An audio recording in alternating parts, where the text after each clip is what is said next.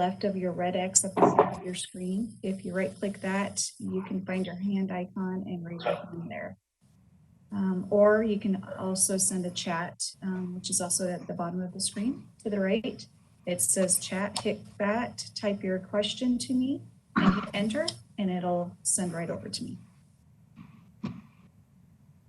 Thanks, Michelle. Jake said we're up and running now with the audio, so I will go ahead and call this Tuesday, January 19th, 2021 meeting of the Whitefish City Council to order. We are meeting remotely via WebEx, and thank you to those who elected to participate this evening remotely. Appreciate it.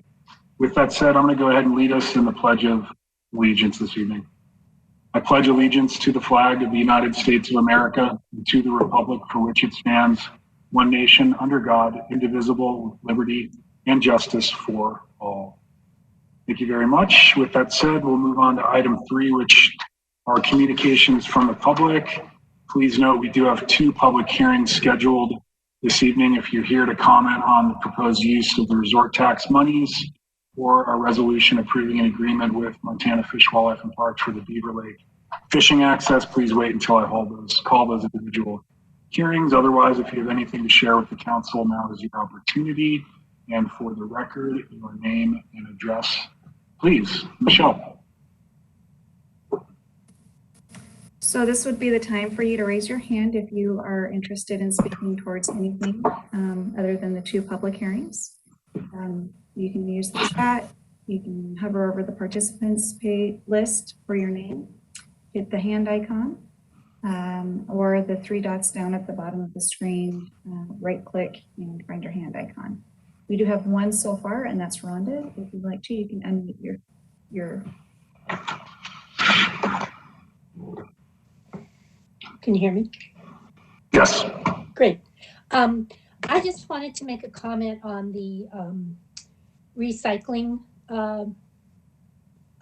bid proposal that you're going to address later in the meeting. And because it's not a public hearing, I thought I would just make a comment right now. And basically, I just want to congratulate you on proceeding with this. It's a great thing, and I'm glad you're tackling it. And I would like to encourage you to remember to allocate an area for compostable drop-off as well, because composting is, of course, recycling. And we do have at least 1 industrial recycling operation, so people could separate their food scraps in recyclable packaging, which there is a lot of in this community, and have that actually have a full circle, literally recycle it right here in our community. So I hope when you get around to the location for a central recycling hub that you would include a compost drop-off for the community. Thank you. Thanks, Ron. I normally don't comment on communications from the public, but just in case you're wanting to stick around, I believe we do have a counselor that may be discussing that very issue later in the evening when we close the meeting under communications from the city council. So you're welcome to stick around for that if you have time. Thank you. Michelle. So just a little bit longer. Rhonda, can you right click on your hand and lower your hand for me, please? So also just to remind everybody, when you do public comment or during the public hearing, please state your name and address for us for our records. And I don't see anybody else who would like to speak.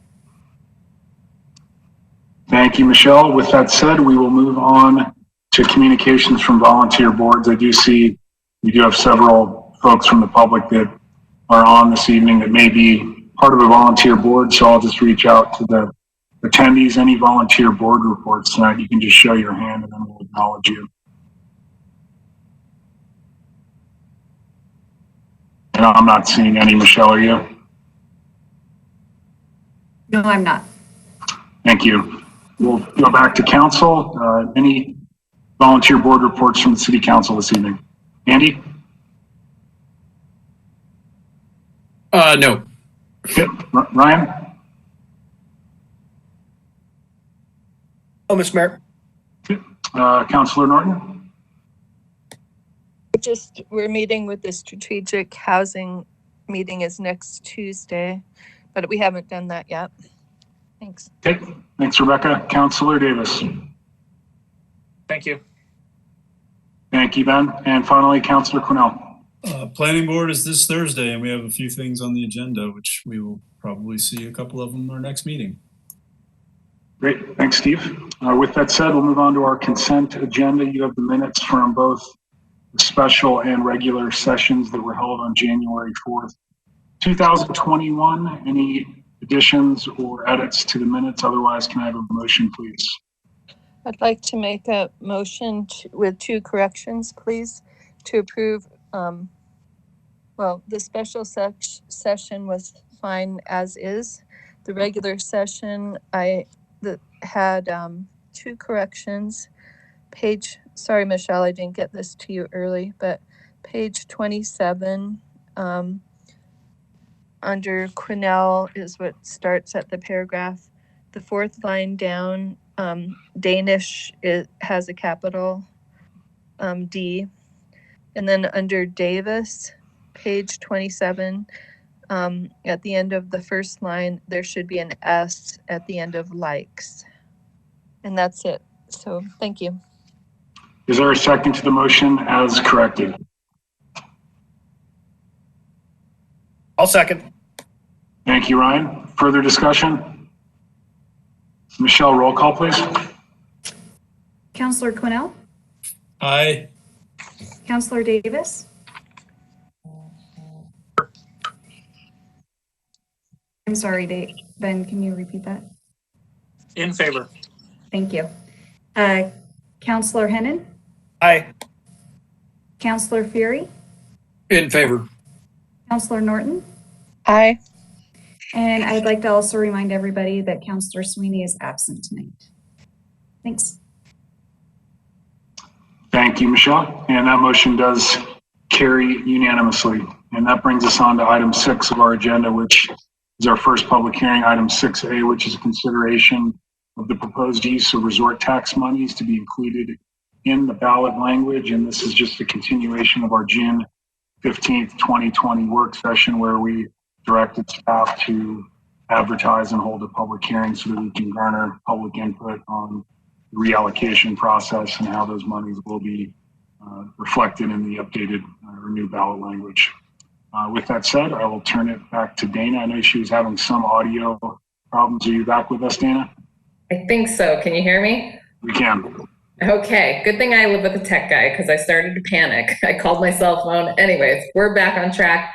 I'm going to share with you the PDF version of what's in the packet for those that are joining us online and also watching. And my internet looks like it's slowed. Oh, there we go. 1 second. Slow to share.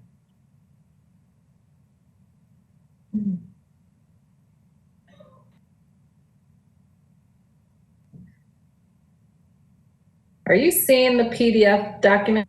We're not. Okay, so you can see the. There you go, Dana. Now we can see it. Okay. I get down to my page, which really is what we're talking about this evening.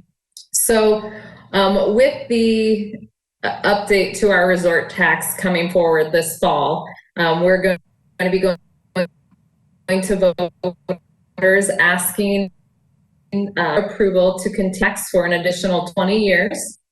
And I'm seeing spinning. Are you guys hearing me okay? I can go to a different room if I need to. You're kind of breaking up a bit. I just want to make sure I'm not breaking up too bad. You're breaking up a bit. Oh, okay. Second. Okay.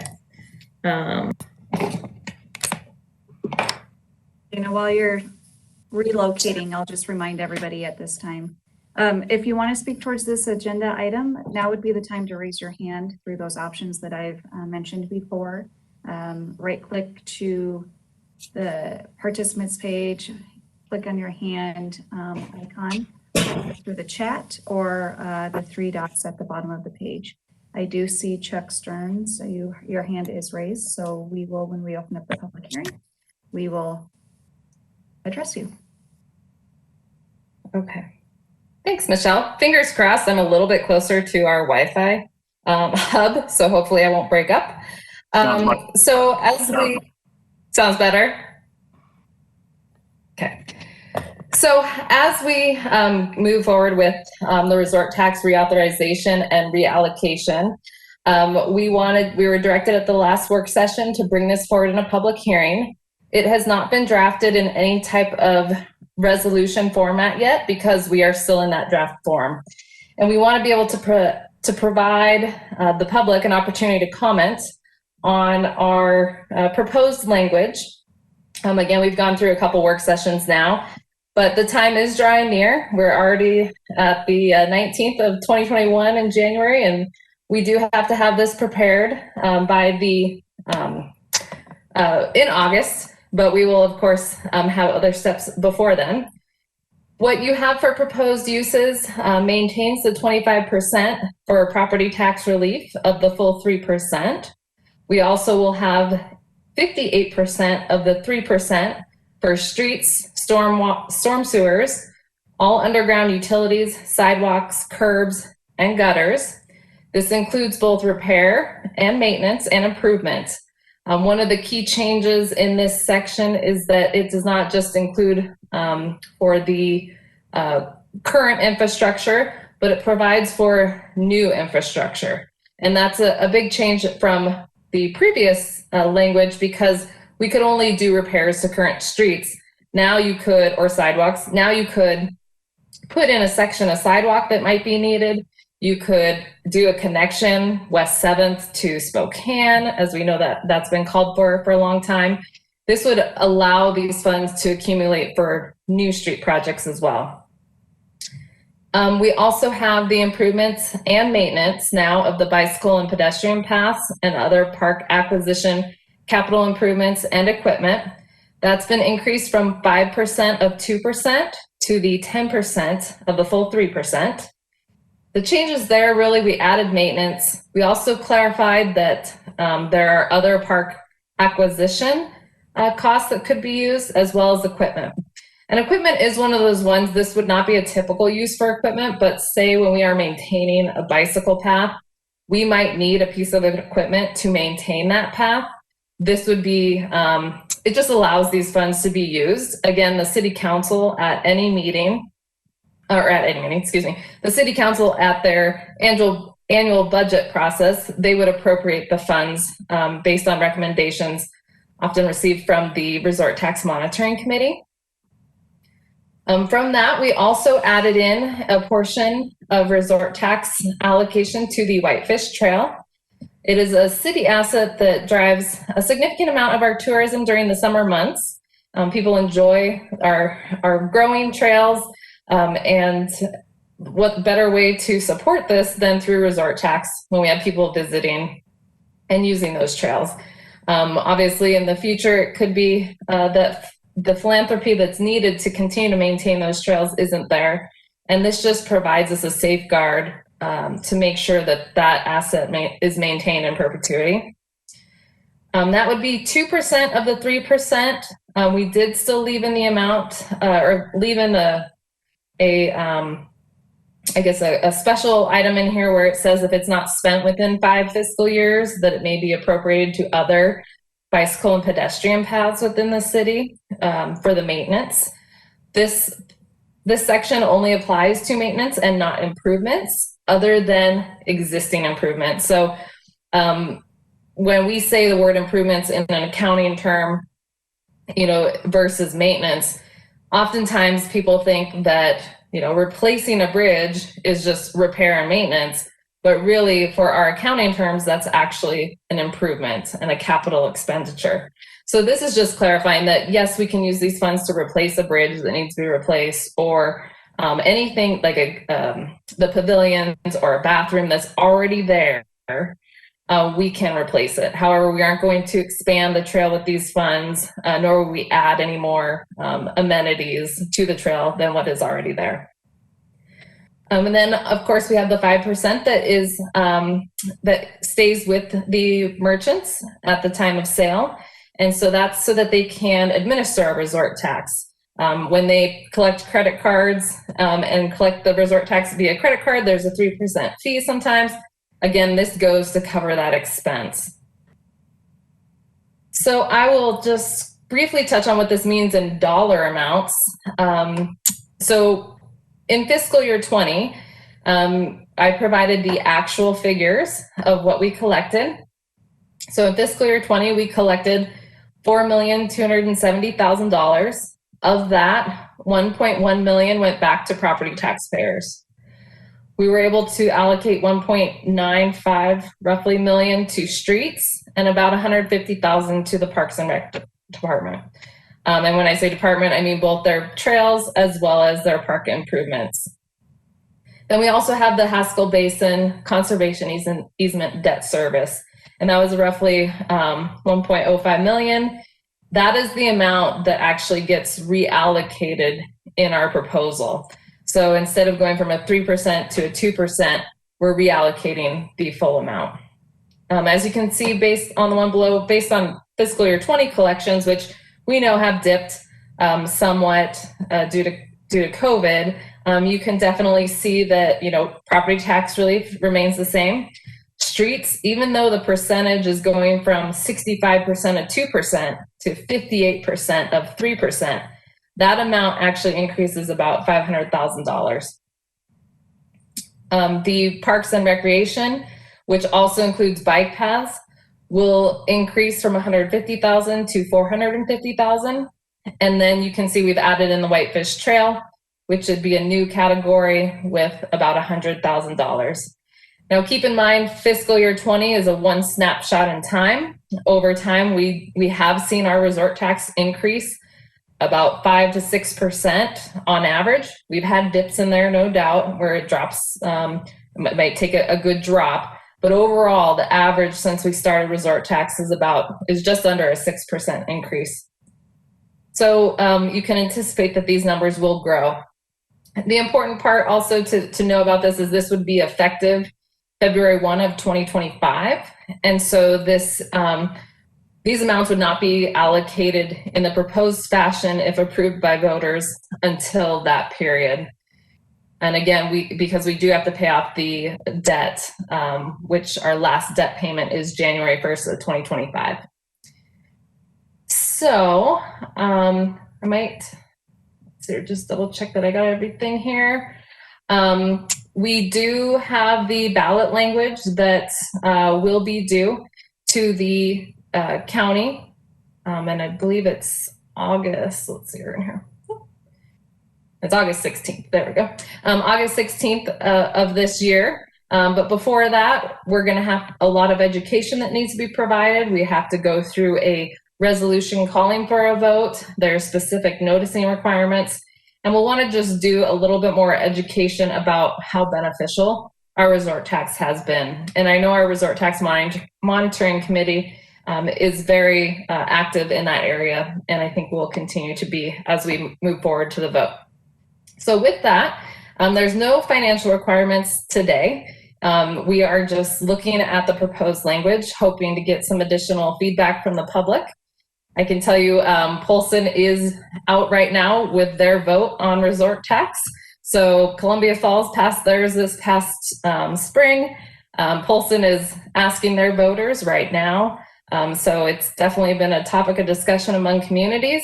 It seems like Kalispell will just be surrounded by potentially resort communities. So with that, I will turn it back to the council. If you have any questions, I'm happy to answer them. Thanks very much, Dana. We'll start with Councilor Fury. Any questions for Dana on her staff report? No questions, Mr. Mayor. Thank you, Andy. Councilor Hennon. No questions. Thank you, Ryan. Councilor Norton.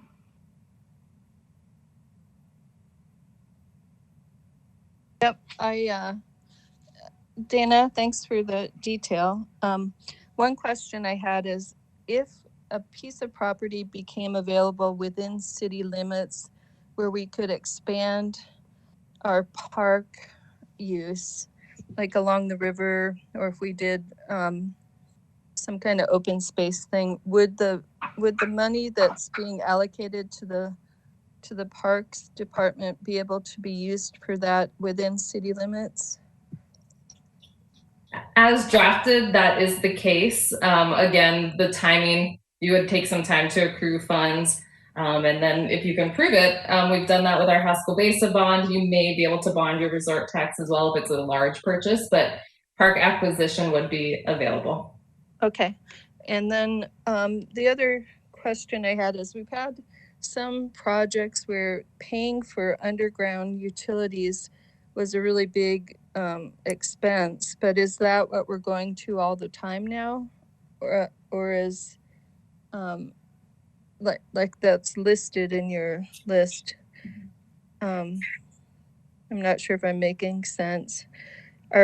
You are, Rebecca. We do include that we can, and Craig can correct me if I'm wrong. If we do have underground utilities that need to be replaced, we do so at that time, including stormwater is frequently the one that is done with our street reconstruction projects, as well as sidewalks. But okay. I can't think of one though that we've done the water and sewer improvements on, Craig, recently. Okay.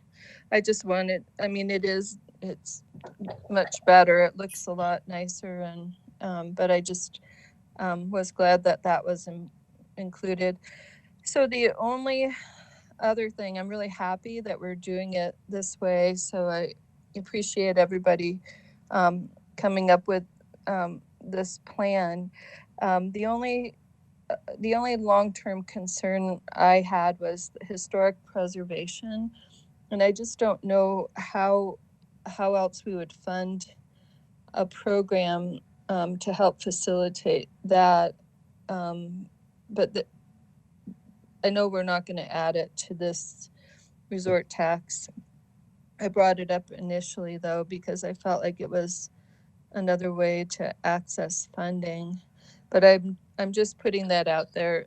I still think it's very upsetting to a lot of people that live here to see our the old town character being replaced. Even though the architecture is nice, it's still kind of like Anywhere USA kind of versus distinctly Whitefish. And so I still think that should be a goal for us, is to have funding and a program available through our planning department and possibly Public Works helping, so that if properties are changing and we can access historic buildings and move them, or help people renovate historic buildings versus tear them down, I think that would be a good goal for where we're at with our growth. So that's all. Thank you. Thanks, Rebecca. Councillor Davis, questions? Questions, thank you.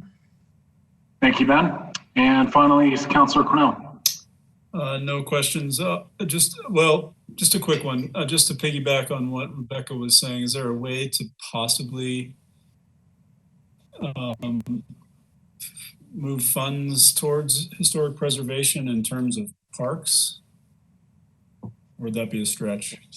I think that would be a stretch in how this language is drafted, but I can tell you there are a couple bills at the legislature that, you know, I think could be helpful if passed, you know, and I think it's always something that the council can look at with the general fund dollars that were released from the TIF. If that's a program you want to start, there is that opportunity. But I don't think that resort tax, the way that it's drafted, would apply.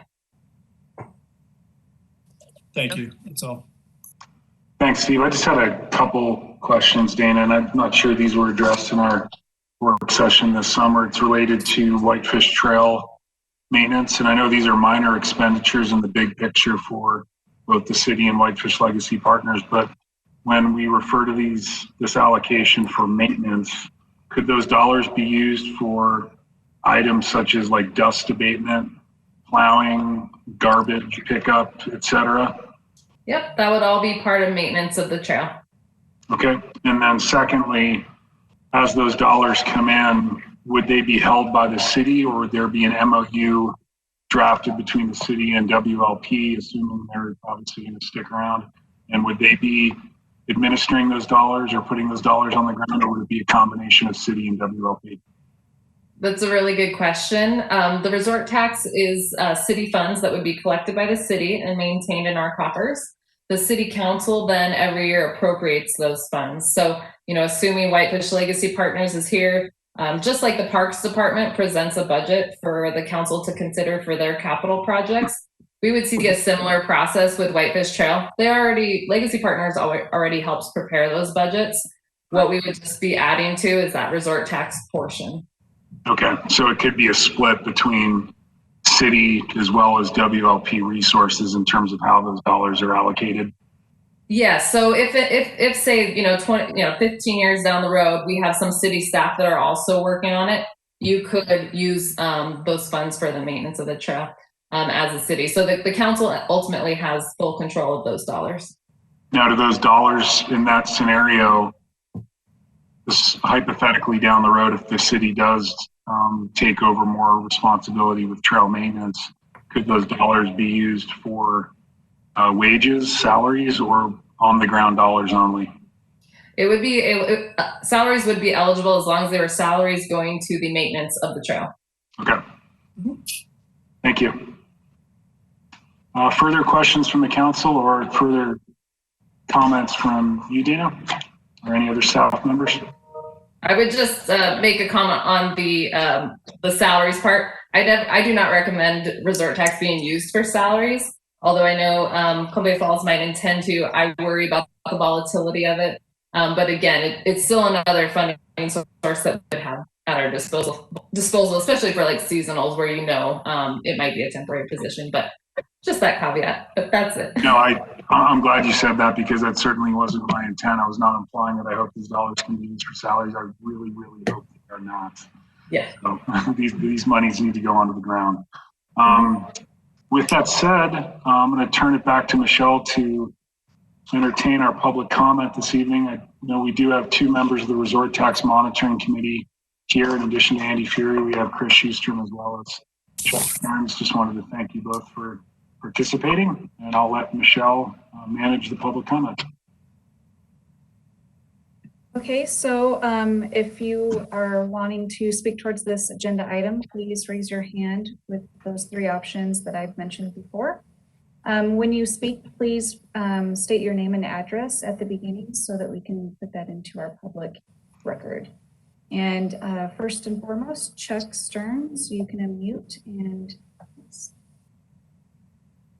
Well, thank you. Chuck Stearns, 698 Woodside Lane.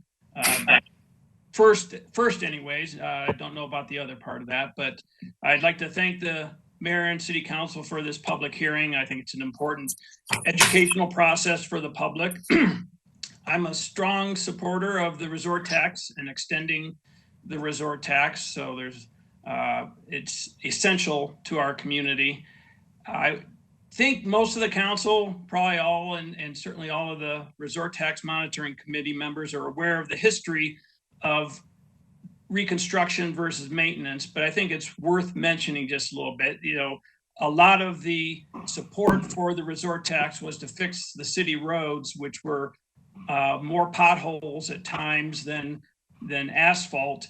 And the original supporters and proponents and how it was advertised or how the education went was it would not be maintenance, it would be reconstruction, because we have very poor clay soils underneath our roads, and you need to go down 4 to 6 feet and take those out and then bring back in new materials so that the roads just don't continue to deteriorate. And that's why the projects are very expensive and why they take a long time, because they're digging down quite a ways and replacing that clay base with better materials. However, I do think at this point, it is good to add maintenance. I really like what Public Works has been doing with crack sealing on Baker Avenue and the slurry seal or the sealing of Colorado Avenue. And I really think that that could be expanded, because it's a great way to make our roads last longer rather than having to reconstruct them more often. I do have some concerns with adding equipment. Equipment can tend to be a big black hole at times. Department heads always want more equipment, and I would not want to invest in equipment at the expense of the reconstructions of the roads. Our current reconstruction timeframe for projects is already probably 15 to 20 years out, and putting money into equipment will just stretch that out further. I support the parks trails maintenance and the 2% for the Whitefish trail maintenance. That's a very small allocation for something like that. My biggest topic really is, I think the city council might want to consider an allocation to support and improve local transit. I think improving local transit was was a recommendation in the Sustainable Tourism Plan. And I think it'll be hard to do any improvements to local transit without a tax infusion. And resort tax is more appropriate and palatable than the property tax. I think it would be very hard in the future to put property tax funds into local transit unless there was a vote of the people. I think if you went to the people for a mill levy, that's possible. But there's also a better connection or nexus between tourist traffic, which generates the problems, especially in the summer, and using resort taxes generated a lot from tourists to improve local transit and diminish traffic congestion. I was in part of my career in Colorado ski towns, and pretty much every ski town down there that runs a free bus service allocates 1% or more of their sales taxes to operate the bus.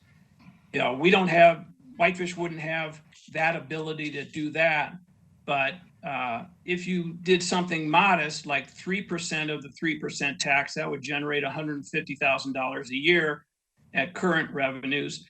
And you could work with Eagle Transit, I think is the best long-term solution, because they already want to improve service. They get the federal funds for transit.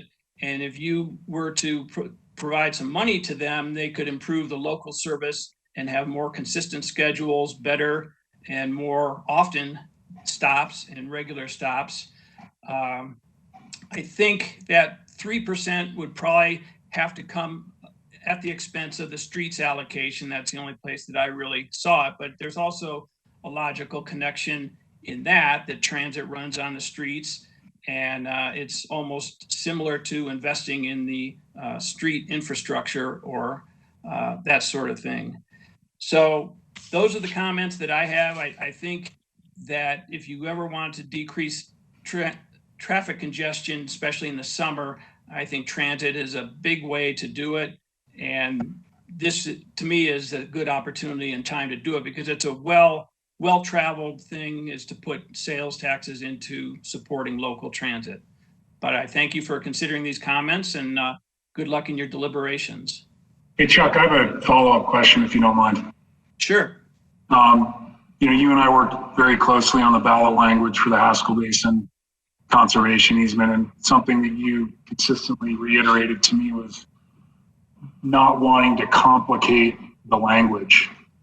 And to that point, I guess my first question is, are you comfortable with the language as drafted? And then secondly, if we were to consider local transit as an example, would that complicate it further and put at risk the ballot passing? Those are good questions, and I agree with that general sentiment and the opinion of the Resort Tax Monitoring Committee to keep it simple, not change it very much. It's been successful and it's worked. I also just think this is sort of the opportunity to do it. There is that risk, and people may have an objection. Anytime you would do a change, there's certainly potential for an objection. I do think if you felt it was worthwhile, you've got more than one opportunity to go to the voters. You could include it, and if it failed, do some focus groups or find out why it failed. And if transit improved transit was a big button item, then you could go back. But again, at 3%, I don't think it's that much. I don't think it would raise the ire, but I do agree with you. Keeping it simple is probably the best path for passage. Thanks, Chuck. Michelle. Okay, Joan Vetter-Ehrenberg, you can unmute your mic. Thank you, Michelle. Good evening, Joan Vetter-Ehrenberg, 744 Hidden Valley Drive. Thank you for the opportunity to be able to call in and see you guys. Thank you for your service during these difficult times. I was in the Whitefish CVB in 1995 in the initial phases of the resort tax with a lot of members here, and fully in support of continuing the resort tax for Whitefish. I do see a couple of needs for our future growth of our community that we could look into, and I don't know that we're meeting those needs as well or currently. And one of those is connectivity with bike paths and pedestrian paths. And we have a huge problem with that.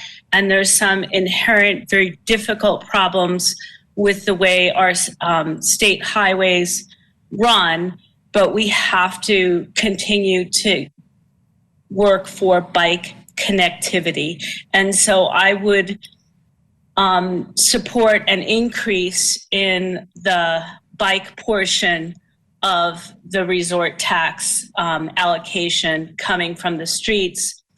I also do definitely support the Whitefish Trail, adding that to the mix. We see trailheads. I was just up at Spencer Trail, and the parking is, super small, and there's people all over the place. And, we have to remember, we are not just a summer destination. We are a year-round destination, and our shoulder seasons are getting shorter and shorter. So we have to be continually thinking of how we're going to manage this.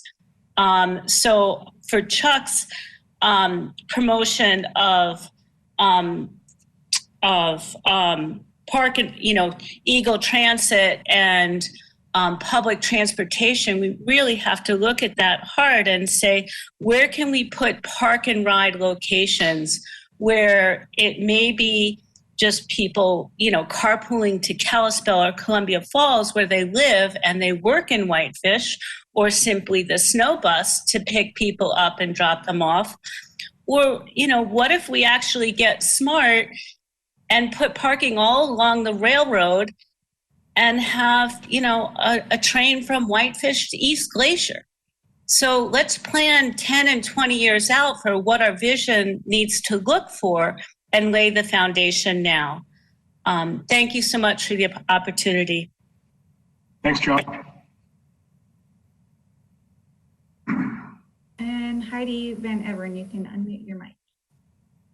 Awesome. Heidi Van Everen, 4 Pine Avenue in Whitefish. I want to thank you all. I'm the executive director of Whitefish Legacy Partners. I've been tracking and participating in the reworking of the allocation for the resort tax. And I really commend you all for looking ahead and thinking about maintenance and continuing to do that. I think so few communities in the state and nationwide really think about maintenance and the infrastructure of our trails and paths and streets. And we've made huge improvements over the years with the streets. And I'm thankful that you continue to plan ahead. And I just wanted to mention, Mayor Mulfeld asked about, how we would actually, if a percentage of resort tax goes into the Whitefish Trail maintenance, how that would be handled. And we do have, a lot of systems in place now. We have, the city holds a Whitefish Trail grant fund that you manage on behalf of the Whitefish Trail. And we, as one partner in the project, make contributions twice a year to that fund, as do other partners, including Flathead Area Mountain Bikers and Glacier Nordic and and other groups that help. So there's already systems in place to manage that. And so I think that we're leagues ahead in how this, could look if voters approve it in 2025 or approve it for 2025. So thank you for thinking ahead now and getting ahead of this so that we can make sure that we figure out how it should be managed on behalf of the public. Thanks, Heidi. Okay, Rhonda Fitzgerald, you can unmute your mic. Okay. Yes. So I congratulate you. I think I agree with everything in this proposed Sorry, legislation. Rhonda, can you repeat your name and address, please? Oh, I'm sorry. Rhonda Fitzgerald, 412 Lupfer Avenue. And I forgot it when I made my public comment at the beginning too, Michelle. Sorry about that. I think I agree with everything in this in the proposal. I wanted to make kind of a pitch for the idea of keeping the conservation easement concept in it, because I think that part of the reason the increase to 3% was so broadly approved by the community was because it contained a conservation easement component. And I know that I am a member of a number of committees in which people are always bringing up the fact that we need the ability to expand lands that we can put into conservation or open space. And we don't have a mechanism for that. And I do think, since it was already part of the resort tax, it's perhaps a simpler process to include some language around that and identify some funds to go toward conservation and open space acquisition. And I would really encourage you to not take that part out of the existing program. And I am a big supporter of transit and of the snow bus, and always have been, big advocate for it. And I too lived in ski towns in Colorado. But I have to say that the programs that are run in those towns, first of all, their entire economy is tourists, and they have very large sales taxes, and the programs are very, very expensive, multi-million-dollar programs. And I was looking at the transportation plan existing conditions report, and right now, Eagle Transit's ride, like if you call from the Manor to get a ride to the store, those rides are running $12 per ride. So $25 round trip. And the snow buses rides pencil out at $20. No, wait a minute, the other way around. The Eagle Transit are $20 a ride. The snow bus is $12 each way per passenger. And that's a pretty significant cost to provide transit. And I'm just worried that we don't have the kind of community where we can be providing the kind of transit that people need, because they're coming from all different points at all different times and going to all different points. And it would be a whole system. So I'm not so, I agree with Chuck that transit would be great to have, but I'm not sure this is the funding mechanism from my perspective. Thank you. Thanks, Rhonda.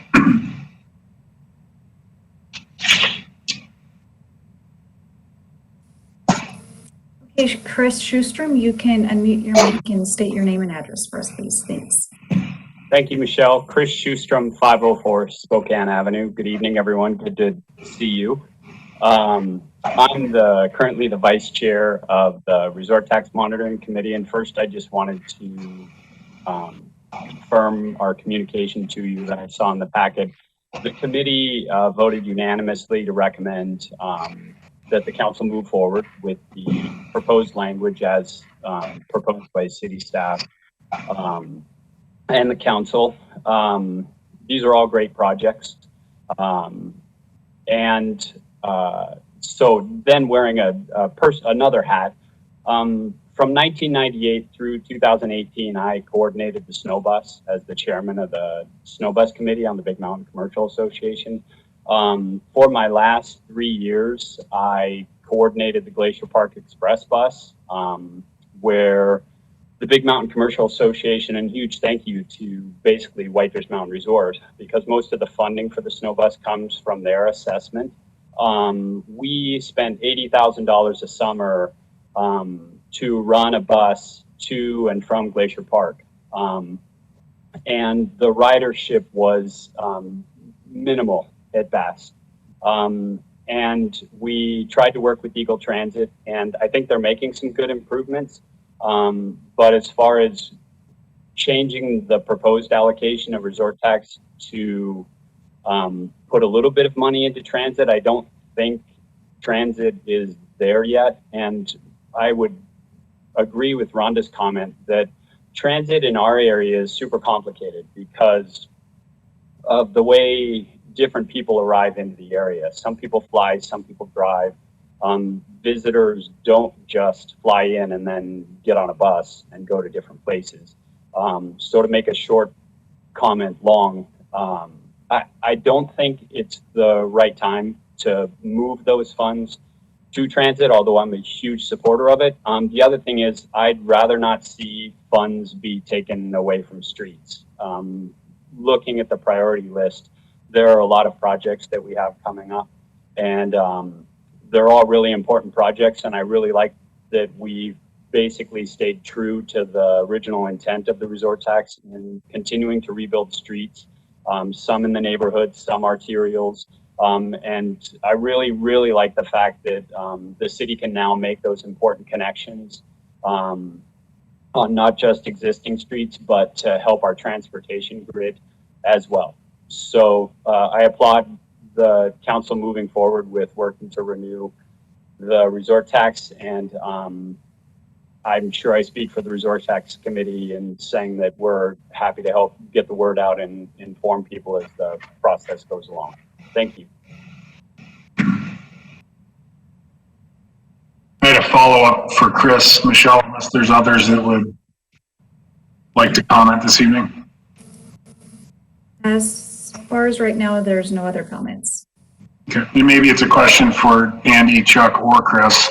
When we increased the resort tax in 2015 from 2% to 3%, you recall we worked with Legacy Partners, meaning the city, on the Get Out the Vote campaign for our water supply. And it was a pretty big effort. We fundraised, I believe, close to $70,000 or $80,000 for a PR campaign that we ran for about 4 months in advance of the vote. And we also had a committee that worked specifically on that effort.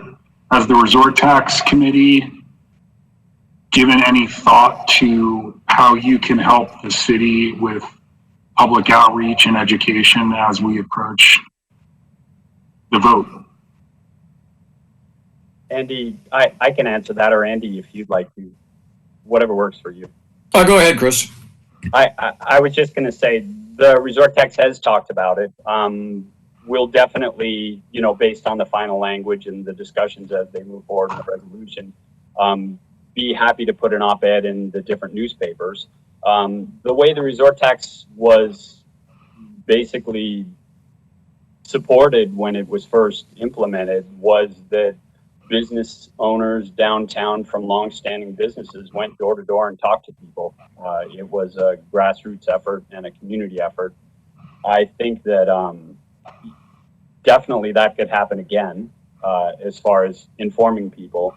And I think it's important to make sure that property owners in the city understand the benefit of the property tax relief, because there are a lot of new residents in Whitefish.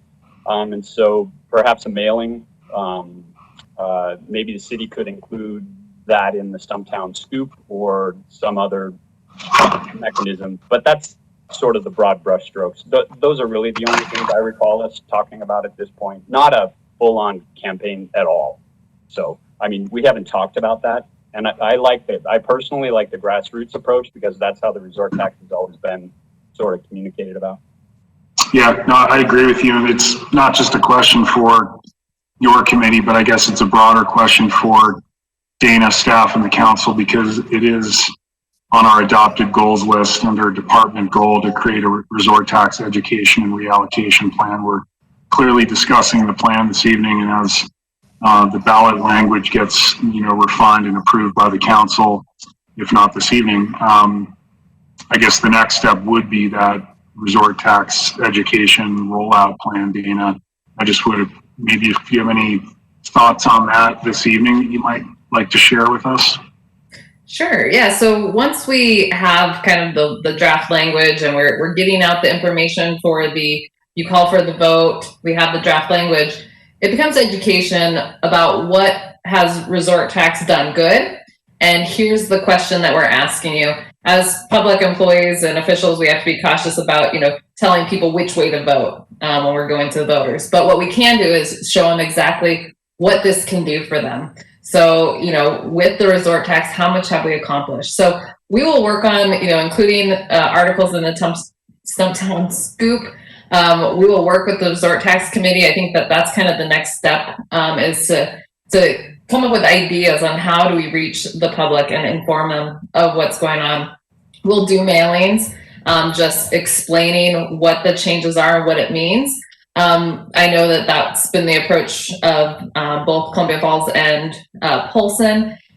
I think the more outreach we can have, though, from our businesses who support it, the better. And so I think that's where we might lean on legacy partners and the resort tax committee to get that word out.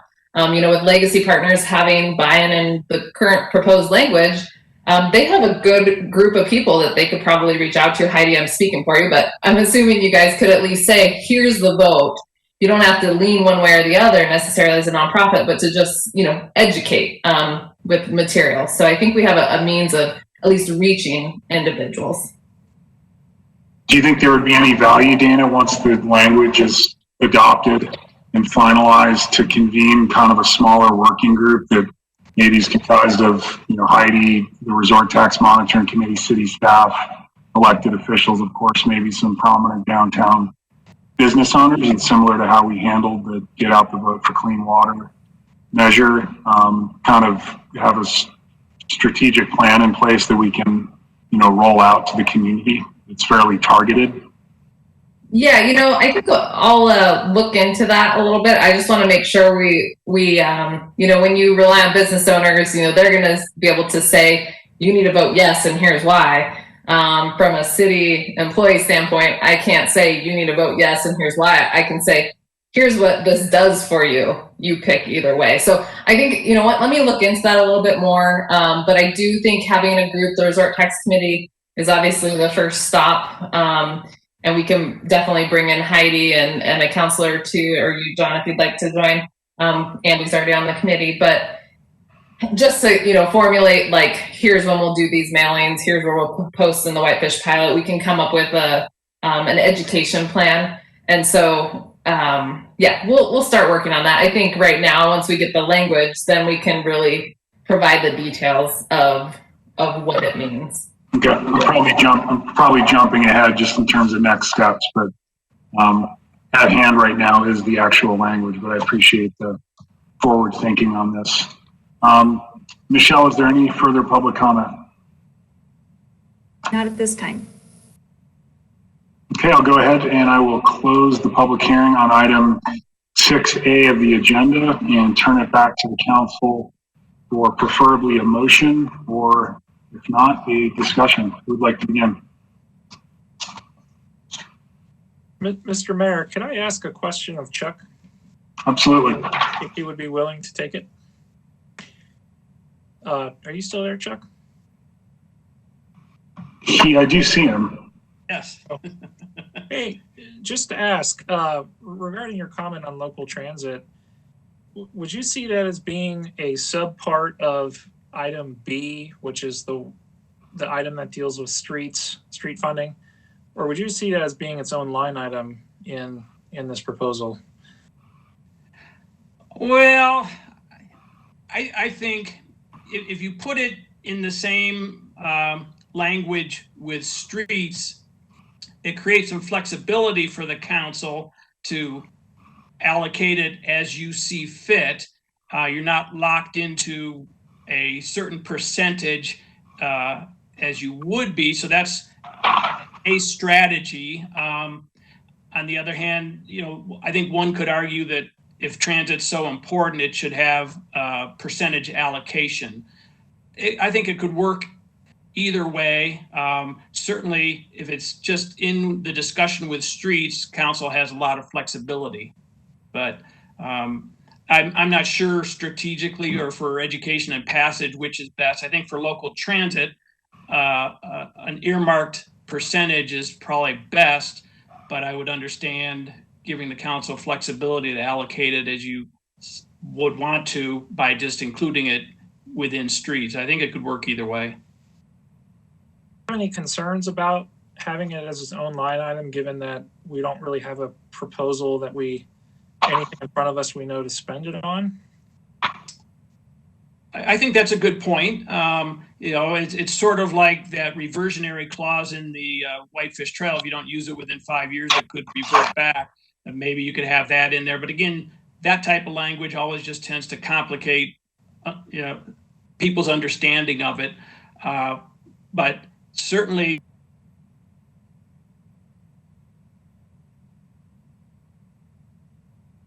Chuck, I think you're muted. sorry, I didn't. That's right. I think it went off by itself. It probably got tired of my lengthy response, but I think if you included it with the streets, you certainly have the most flexibility, and it'd be sort of automatically reverting. So I think there's some good points to that aspect.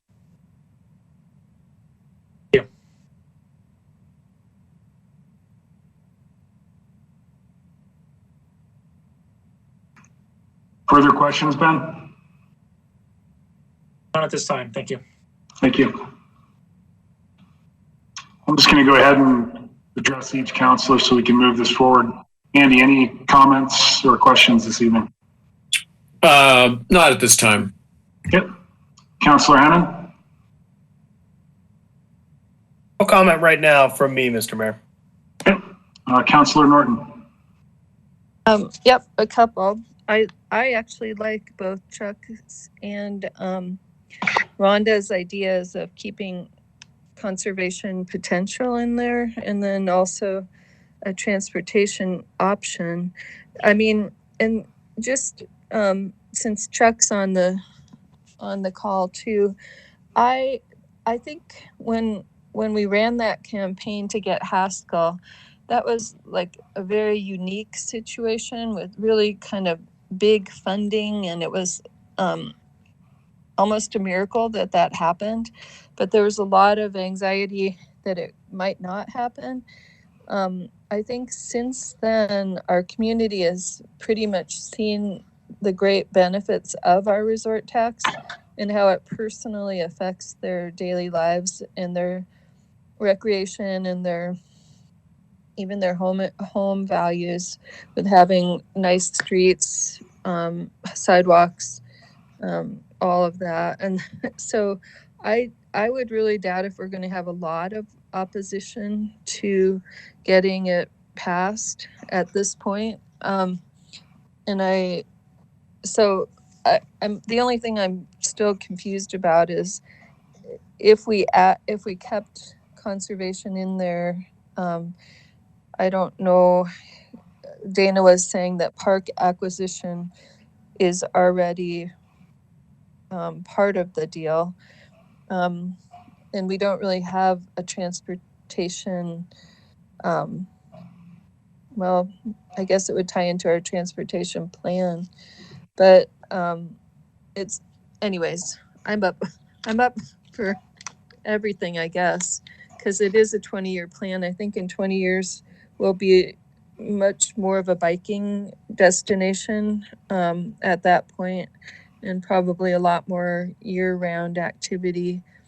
And so whatever we can do at this point to preserve the trails and expand them and maintain things is good. So this is why I love public comment. It changes the whole discussion when people show up. So thank you.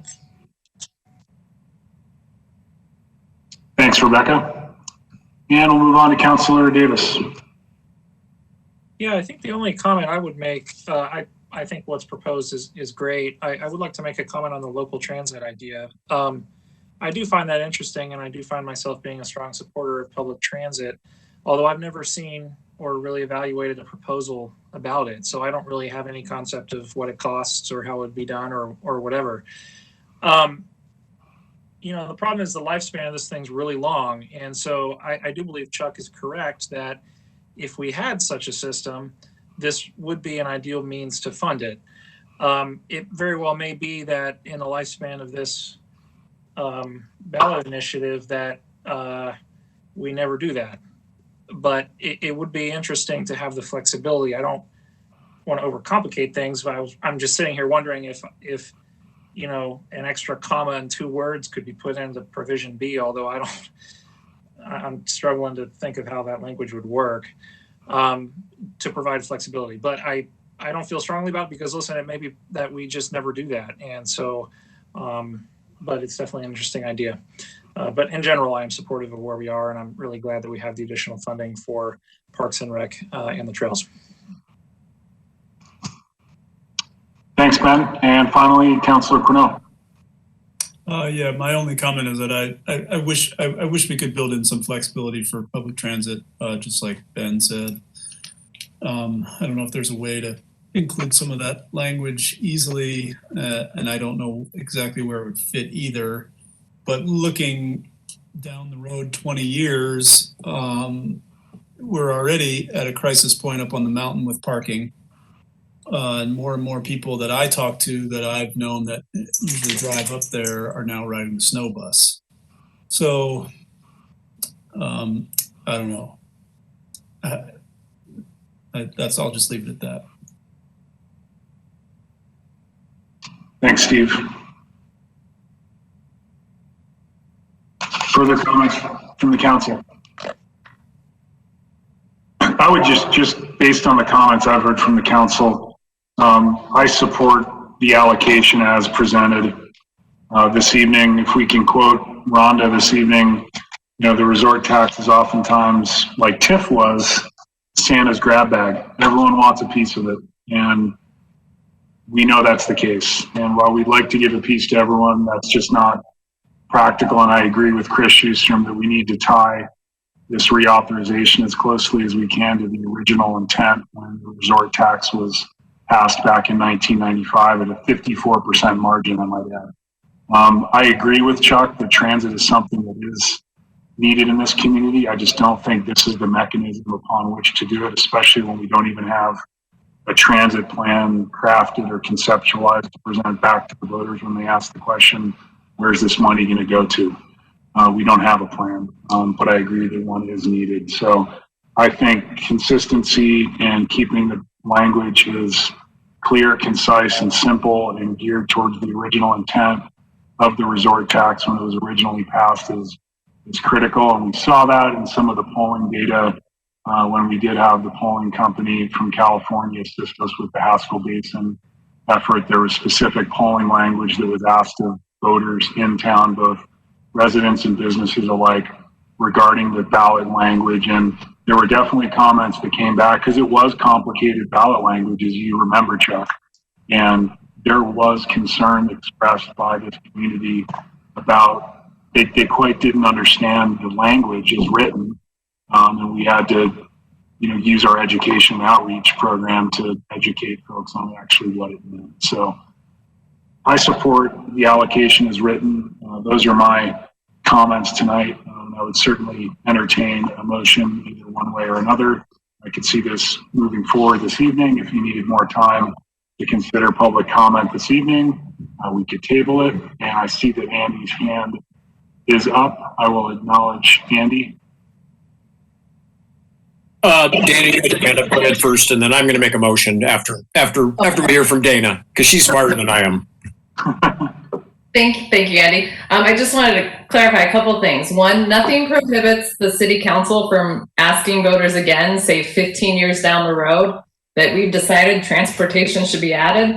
We asked voters in 2004 after adopting it in 1986 for an extension. Then we asked in 2015. It's not something we like to bring up a lot, but if all of a sudden there's such a community need that it needs to be funded that way, it's an option.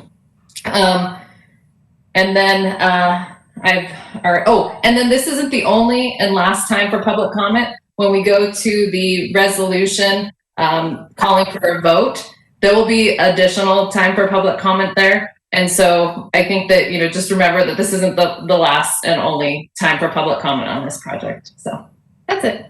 Good points, Dana. Thank you. And I'll turn it back to Andy. Yeah, Mr. Mayor, I would like to make a motion, and that motion would be that we forward the draft language as presented to what are we doing with that? To calling for a vote, I guess. Is that how we do it? Is that what the resolution would be? Or calling for a resolution, or for a resolution calling for a vote, I guess is what it is actually.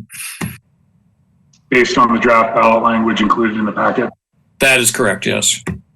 Is there a second to the motion? Yeah. I believe that was seconded by Councillor Norton.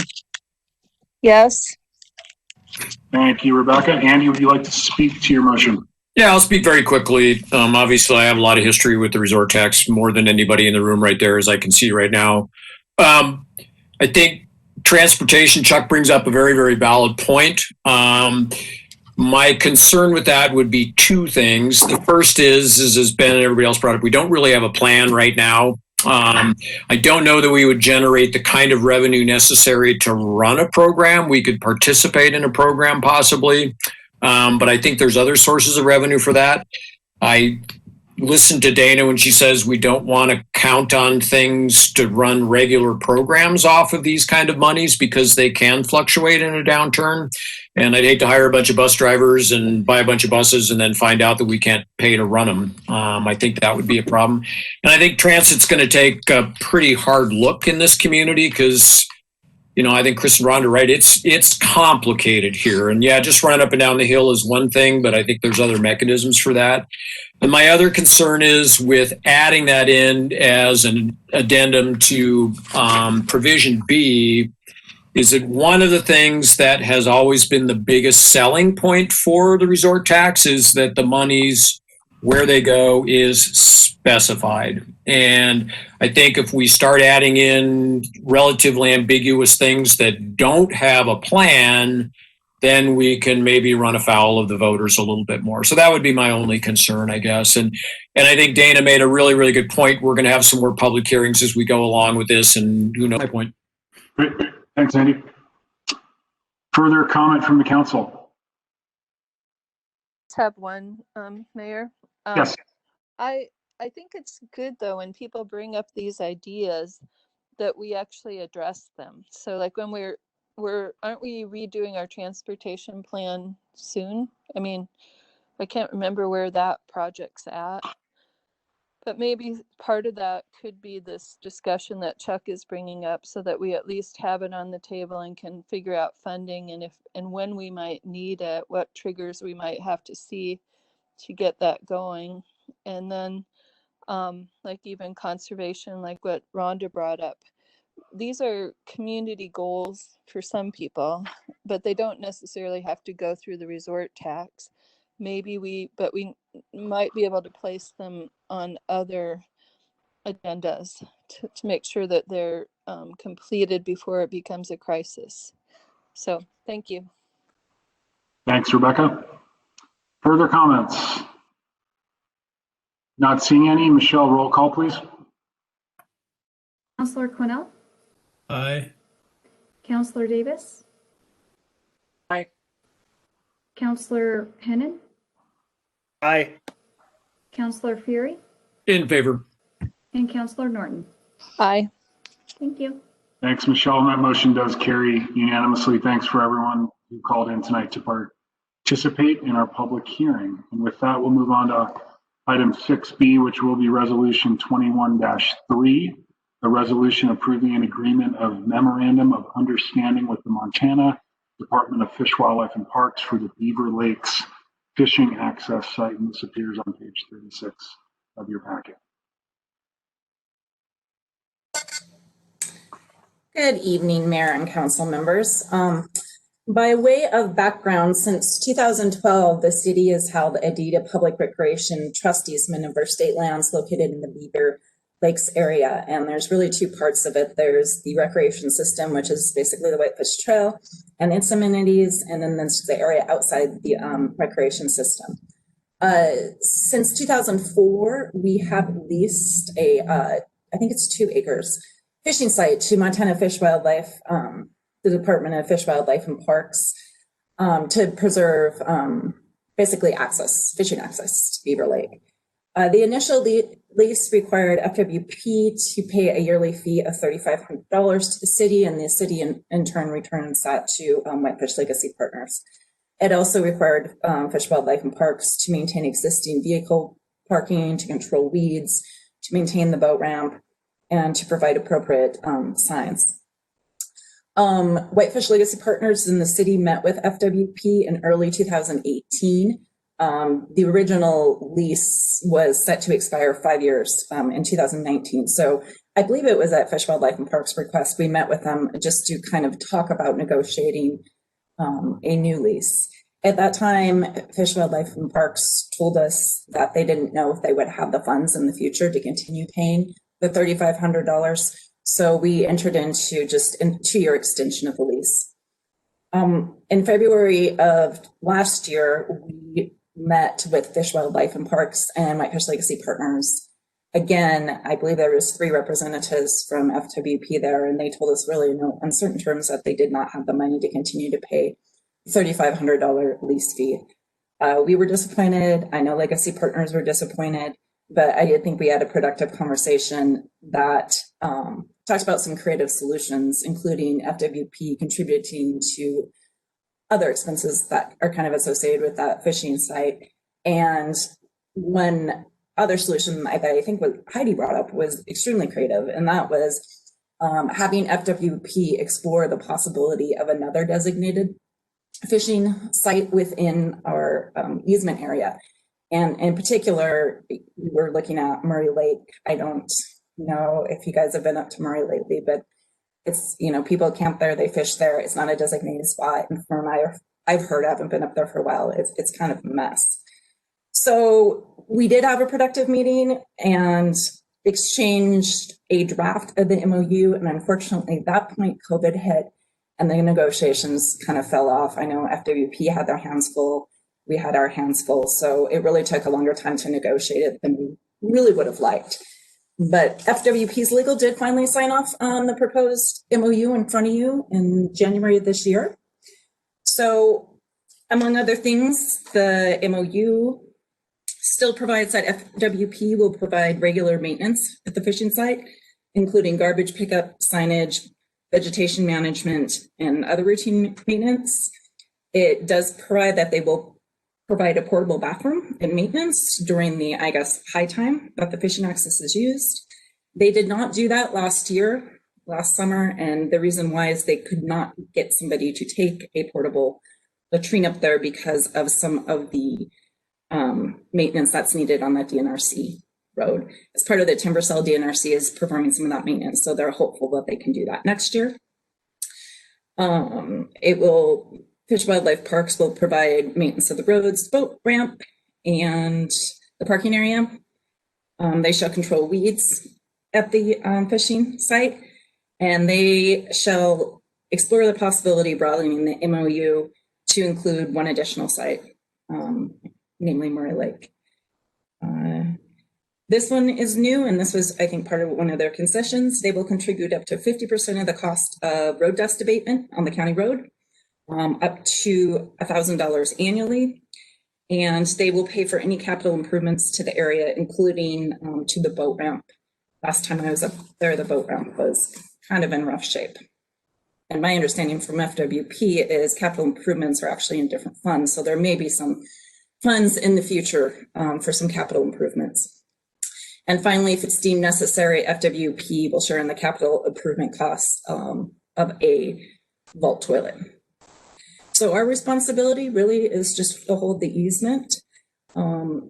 We or a designee, which would be WLP, will provide for the maintenance of the structures recently installed by WLP. There's a lakeshore platform and a trailhead kiosk that look really, really nice. So we would be maintaining those. I will say that FWP did tell me they had some initial conversations with DNRC about the possibility of additional designated access site. And those didn't go as well as they hoped. Apparently, and I haven't had any conversations with DNRC, but what was relayed to me is that DNRC suggested that if we were going to have another site, that we would have to pay another fee. I don't know that that's the way I read our easement agreement, but we really did want to keep the conversation going because I think that would be a great way to, kind of provide for Murray Lake in a way that's a little bit neater, tidier, and better for the environment than just having people up there on a non-designated site. So I'm happy to answer any questions you may have. Thank you, Angie. Any questions for Angie? We'll start with Andy. No questions, John. Thank you. Thank you, Andy. Councillor Hennon. No questions. Thank you, Ryan. Councillor Norton. Thank you, Angie. Thanks, Rebecca. Councillor Davis. No questions. Thank you. Thank you. Councillor Cornell. My only question is about the cost. We're not getting any money from them, right? That's correct, Steve. Yeah, that $3,500 went away. I guess what I would say is that, we thought to make up for that, having them pay for a porta potty up there, kind of helps make up for having them contribute to dust abatement, which they haven't done in the past. Also kind of makes up for it. But yeah, it was pretty disappointing that we were going to lose that. And then it says the dust abatement only goes until June 30th. What happens after that? It seems like that's like when we start needing dust abatement.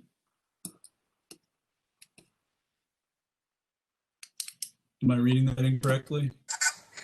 No, you're not. And I'm thinking that that was a budgeting thing. The end of their fiscal year. Yeah.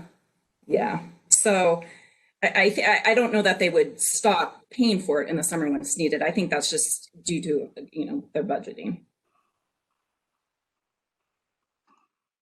So they'll still keep doing it? Yes. Okay. I'll take your word for it then. Okay. That's all I have. Thanks. To that point, Angie, I'm just curious, before we acquired the easement from the DNRC, did FWP have a lease in place with the DNRC for this launch? That was before my time, but that is my understanding. So it actually kind of behooved Fish, Wildlife, and Parks because DNRC kept kind of increasing it annually. So do you have any idea what that annual fee was, license fee? Or I have no, I don't have any idea. Yeah, quite frankly, it just amazes me that FWP can't come up with $3,500 to maintain public access to a public resource, but hard times, I guess.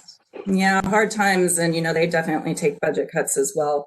And, I think we tried, we definitely tried because for us, it was kind of a shocker too. It seems like a very low payment for preserving public access. But the way it was explained to him is there's two different funds. One's sort of an operations funds that took a big hit. The other one's a capital improvement funds, and they can't mix between the funds. Okay. Great. Thanks, Angie. We did advertise for a public hearing on what will be resolution 21-3, and we'll hold that public hearing now. Michelle, any public comment this evening?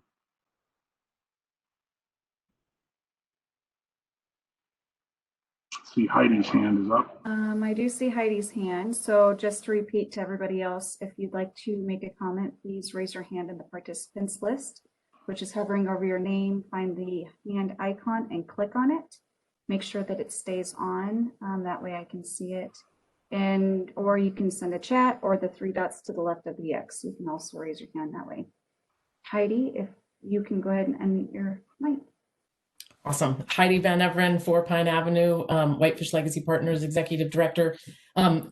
Thanks, Angie, for the history. I think, it is a little complicated. The Fish, Wildlife, and Parks did have an agreement with the DNRC, and they were paying $3,500 before the city took over the easement or took over management there. So that's why we sort of came up with the $3,500 originally, just to uphold that. I think we saw it as providing Fish, Wildlife, and Parks a great value because the DNRC was in the stage of raising rates. And with the city, we all agreed that keeping that flat rate would be a benefit to them. So we were disheartened. We knew this was coming, like Angie said. But again, I agree with you, John, in your comment that it's amazing that they can't find the funds to support it. I think because, we've made it easy for them to not have to put money into it. So we fought hard, and I appreciated Maria and Angie sort of supporting my desire to fight hard. Because it's a hit to the Whitefish Trail budget. We basically, Legacy Partners will sort of be absorbing the need to fundraise for that additional $2,000 that a partner group will not be offering. But, it's only $2,000, not $3,500, because they were willing to make a commitment to support dust abatement and the porta potty. And so that is good. And I do think that they would like to be involved and help support providing another fishing access site out there and recognize the need at Murray Lake and think that they can provide value and want to work with us on that. So hopefully that will be something that both the Whitefish Trail can come to Murray Lake if there's a partner like FWP there that can help manage the fishing and access there. So hopefully we'll be talking about this more as time goes on, but I do think that we're kind of have the best situation that we could have with this MOU. And, it was helpful to have the folks from Helena sort of get involved in the conversation. So we weren't just working with the local office. Not that it made a huge difference, but it's still good to have them aware of what we're doing and how we're partnering. That's all. Thanks, Heidi.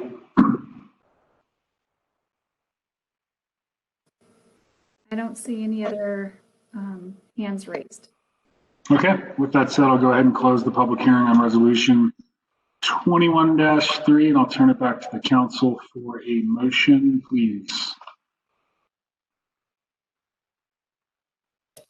Make a motion to approve the MOA 21-3. Resolution 21-3 and the MOU, correct? Yes. Okay, thanks, Rebecca. Is there a second to Rebecca's motion? Second. Seconded by Councilor Hennon. Further comments from the council? Rebecca, would you like to speak to your motion? Thank you for trying to work out something. And it would be nice to have another fishing access at Murray Lake. Thank you, Heidi. Michelle, roll call, please. Counselor Quinnell, Aye. Counselor Davis, Favor. Counselor Hennon, Aye. Counselor Fury, In favor. and Counselor Norton. Aye. Thank you. Thanks, Michelle. The motion does carry unanimously. Heidi, thanks again for your work on this. Maria, Angie, everyone. I know there were a lot of people involved, so certainly appreciate all your efforts to get this over the finish line this evening. We will move on to item 7, which is communications from our Public Works Director. We have item A, consideration to authorize our bid for recycling services within the city of Whitefish. Craig Workman, how you doing? I'm doing well. How are you? Good. All right. I apologize for all the moving around. Those of you that have been tracking me, there's no such thing as a quiet place in my house right now. And I made the mistake of thinking I could do this from home. So I think I'm on my 3rd or 4th background. So are you in the basement? Now I'm in the basement. Yeah. I found a quiet spot. So hopefully I can get through this staff report. And I will do that. So good evening, everybody. I think everyone is aware, as we've discussed recently, that the city does have currently a centralized central recycling site located at the corner of Columbia and Railway. The property where the site is located is in the process of being repurposed, and the city is considering the creation of a new site. Where we have proposed that is on Monaghan between Vorman and JP. In the recently approved contract with North Valley Refuse, the central recycling site will no longer be managed by the contractor, and we're of course interested in continuing to provide recycling services to our residents and businesses. And so we need to get pricing on the current options that are available. We discussed this at a recent session back on December 7th of last year, where I presented an RFP for the design and management of the new recycling site. And we discussed a variety of topics during that work session. The location, the materials collected, general requirements of the contractor, funding, site design, hours of operation, curbside collection, and other climate action goals and ideas. I think the most popular of which is food waste composting. But anyway, based on feedback from council, it was determined that the RFP should also allow contractors to provide pricing on curbside collection. And so based on that, I kind of went back to the drawing board and rewrote the RFP, thinking that we'd need a lot more detail and specification if we're talking about a curbside collection operation. And so it's now sort of been transformed into an invitation to bid as opposed to just a request for proposals, which is a much more detailed document that is enclosed in your packet. What I've tried to do is describe that we'll basically be accepting bids for two separate and distinct services with the intention of moving forward with one of the two options. Of course, those two options are either a centralized recycling site or curbside recycling. The intention is that both services will require the acceptance of flattened cardboard and paperboard, aluminum, tin, steel cans, newspaper, magazines, office paper, catalogs, junk mail. In addition, I've written it in so that contractors will be required to provide alternate pricing to accept number one and number two plastics. We are currently accepting plastics at the central recycling site, but we know once the existing contract with North Valley Refuse is terminated, that price is likely to change. So we want the opportunity to continue to accept all of those materials and just see what it's going to cost to continue to accept plastic. So that's why it's written in that way. So for part one of the request, the successful contractor will be responsible for working with the city to design a new centralized site, as we've talked about. And then once the construction is completed by the city, the contractor will then be responsible for management of the site. Both of these options are 3-year terms beginning later this year.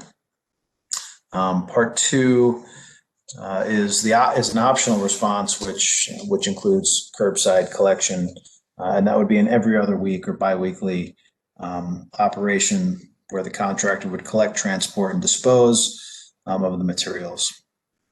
The contract would, of course, specify that the waste would have to go to an approved material collection facility. And there would be plenty of, I think, negotiation with the contractor once the bids are received. We did have plenty of conversation at the council work session last month about food waste composting. We would anticipate that the design of a central site would allow for future expansion for food waste composting, but that's not included at this time. I think the consensus of council was definitely don't shut the door on it, but let's try and construct a site where we can manage the materials that we currently compost. We've also internally, as staff, had conversations about zero waste special events at the park, and so that's something we'll continue to discuss, and you guys will definitely hear more about in the coming months. So anyway, as I mentioned, the recently executed contract with North Valley does not include recycling services, and so the intention of this invitation is really to solicit bids and determine the most cost-effective way to continue to provide recycling for the community. I know that I apologize, my computer kind of went out during some of the public comment at the beginning. I believe Rhonda made comments. Excuse me, I'm not sure if anyone else did, but I believe Scott Shreves is also on this call. He is the manager at Evergreen Disposal, and we've talked to him quite a bit in the past about recycling opportunities. So I expect that there will be some interest in this from contractors. John, I don't know if you want to see if there's any comments from anybody. I realize this is not a public hearing, but there may be some people that are interested in commenting. So anyway, with that, I do respectfully request the council review the enclosed invitation. Hello? You're there. We can hear okay. you. I think my cord was just doing something weird. So at this point, I'm really just looking for any additional comments, suggestions that council may have, and authorization to put this out on the street. And that's all I have in my report. Thanks, Craig. We will start with questions. Andy, any questions on Craig's report? No questions. Thanks. Councillor Hennon. No questions for me, Mr. Mayor. Thank you, Ryan. Councillor Norton. Oh, thank you. Thank you, Rebecca. Councillor Davis. Thank you. Thanks, Ben. And Councillor Quinnell. I'm not sure where the appropriate place for this is, but I would like to add some of the language that Mary Flowers sent us, where in section 2, I believe, the bear proofing of site, signage for recycling bins to encourage proper sorting, and signs to educate what is not accepted. I wonder if that can be included in the RFP language, so that we can, if that adds an additional cost, we can see what that is.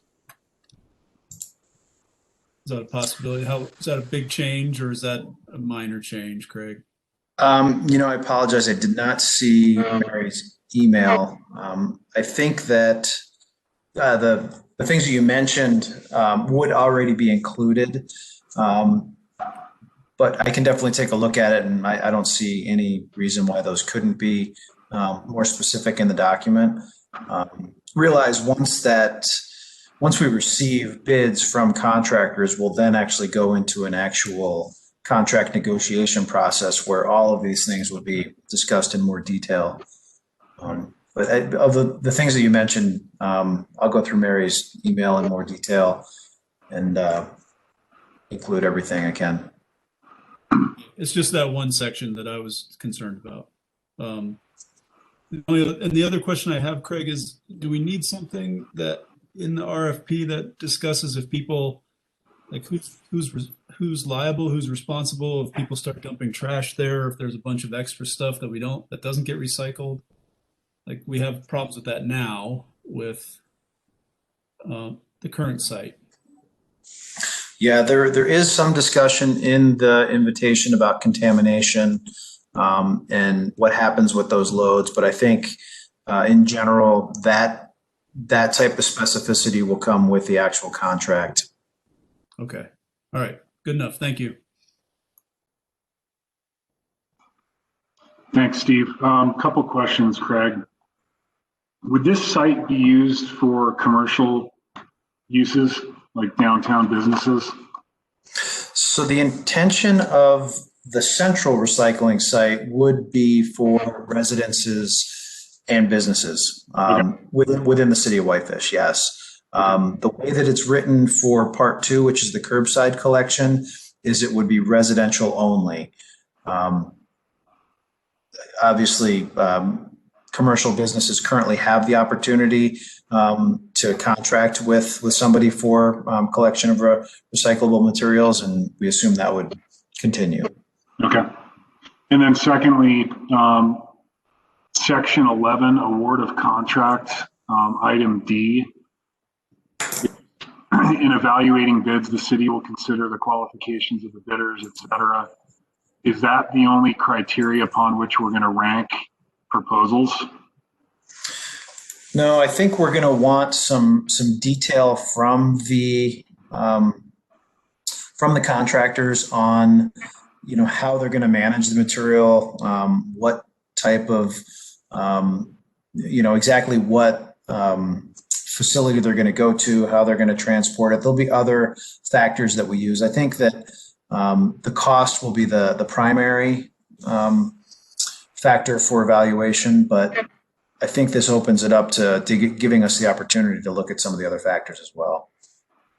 Which I agree with. I just, having the need to respond to these myself for my own business, it always helps me when I'm bidding to understand how the ranking criteria is going to shake out from like a numeric or quantitative standpoint, like 25% based on completeness of proposal, 25% based on past experience, et cetera. Just something to consider. Yeah, and I had that ranking criteria in the RFP, the original one that was presented. Yeah. But typically in an RFP, numbers aren't actually brought out, and so with the addition of the curbside collection, I really thought that we needed, dollar figures, and so that's why that section disappeared. But I think we could probably rework this a little bit to add it in. I don't see that being a problem. I trust your opinion. If you don't think it needs to be in there, it doesn't need to be in there. Just wanted to ask the question. Thanks, Craig. Any further questions from the council? Michelle, public comments? Actually, we don't have public comment on this item. We just need a motion or discussion from the council. John, can I ask just for clarification, did everybody receive that email of Mary Flower's letter that was included? Did all the council? Yes. Okay. She does have her hand up, so I'm not quite sure if you want her to speak or if somebody wants to address her, but that's up to you, Mayor Mulfold. Does someone want to acknowledge Mary Flowers? So. Okay. Mary.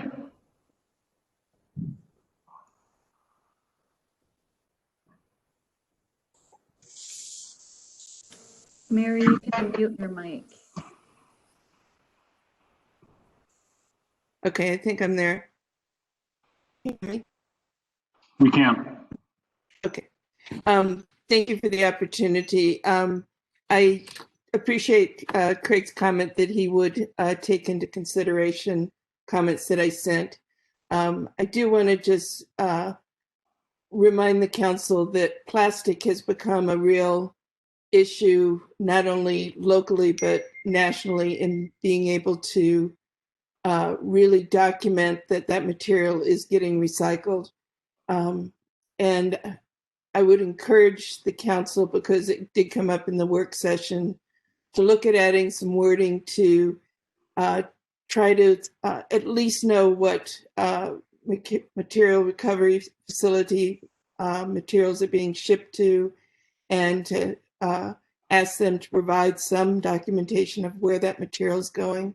I think we are seeing a lot of plastic pollution worldwide, as well as within our own country, and so it's an important issue. And I did have a question on there about whether or not the city would want to include pickup for the recycling bins that are at the farmers market and the depot park. And I'm not sure what other bins the city has in place, but that wasn't addressed, I didn't think, in the contract. Thank you. Thanks, Mary.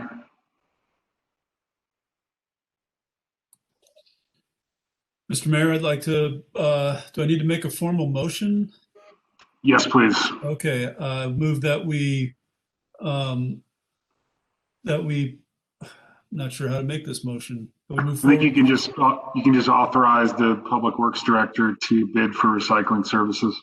Oh, okay, for consideration, to authorize to bid for recycling services. Thank you, Steve. Is there a second to the motion? I'll second. Seconded by Councilor Fury. Steve, would you like to speak to your motion? The only thing I want to add is that it's important that we figure out a way to get recycling and keep recycling in Whitefish. It's important. Agreed. Further comments from the council? I'd just like to make one quick comment about food waste. I think including, space for food waste composting in the future is a really good idea. I mean, we use Alyssa's business Dirt Rich right now, and I think there is something that we need to look at in the future, but I don't see that these two contracts are related. You're not going to probably find the same kind of company bidding on both of those things, would be my guess. And so I think that would probably be a separate contract, but I'm glad that we'll look at least providing space for it in the future because I think it is important. Thanks, Andy. Further comments from the council? Michelle, roll call, please. Councillor Quinnell, Aye. Councillor Davis, Sure. Councillor Hennon, Aye. Councillor Fury, In favor. and Councillor Norton. Thank you. Thanks, Michelle. And that motion does carry unanimously. Thanks, Craig. We will move on to item 8A. You have Dana's written report and close with the packet. Any comments or questions for Dana? Steve. I just have a question regarding tax. Dana, you said you're tracking legislation in the legislature, and I'm just wondering if a bill ever got moved forward about providing a different tax structure for people with second homes. I have not seen one brought forward on that yet. I do on my update, I have some updates for some bills, but I haven't seen one yet on the second. I know that Dave Fern was going to carry a bill like that, I heard, or I don't know. I haven't been following it very closely. I've been a little busy. The other thing I wanted to ask is, well, I'll save that for my comments. Never mind. Thank you. Thanks, Dana. Thanks, Dana. Any other items to report on this evening? I do have a few. First, I'll just let you know that we are starting negotiations with our police and fire unions. So stay tuned. Hopefully those go smoothly and quickly this year as we prep for the FY22 budget season that will be soon approaching. Staff, we'll have you the budget in May. From a legislative perspective, since we'll just stick to that topic, there's one draft bill out there that is of concern, and it is LC 0304. That bill is drafted to prohibit inclusionary zoning, and that would effectively, as written, eliminate our legacy homes program. What we are doing is we've talked to Bozeman, who is the only other community right now with inclusionary zoning. And they actually have a lobbyist with Missoula who they share. And they've met with the individual who's carrying this bill. And I'm sorry, her name slips my mind at the moment. We're hoping to get amendments. They're hoping to get amendments to it. But it could be that the meeting they had with them last week wasn't really great, and it could be that comes forward. That said, she has not picked up the bill yet and introduced it, so it's still sitting out there, and hopefully it stays that way. But we are monitoring that one very closely. When it comes time to public comment, I think, or if it goes to committee and we have the opportunity to comment, obviously we will oppose that type of legislation. I did provide comment on House Bill 107, which would require a 2/3 majority vote for any voted levies, whereas right now we're a simple majority. That's actually being carried. I might be getting confused who's carrying that one. I'm not sure who's carrying that one. I don't want to misspeak. But I did submit comment on that item. It does sound like a lot of comment was submitted, but there is potential that might still move through. There are various zoning bills out there that would restrict municipalities on what they can allow in certain zones. We're watching those. I don't believe any of those have gone to committee yet. There is Senate Bill 80, which is being carried by Senator Geer out of Kalispell, which would limit all interlocal agreements to no more than a 5-year term.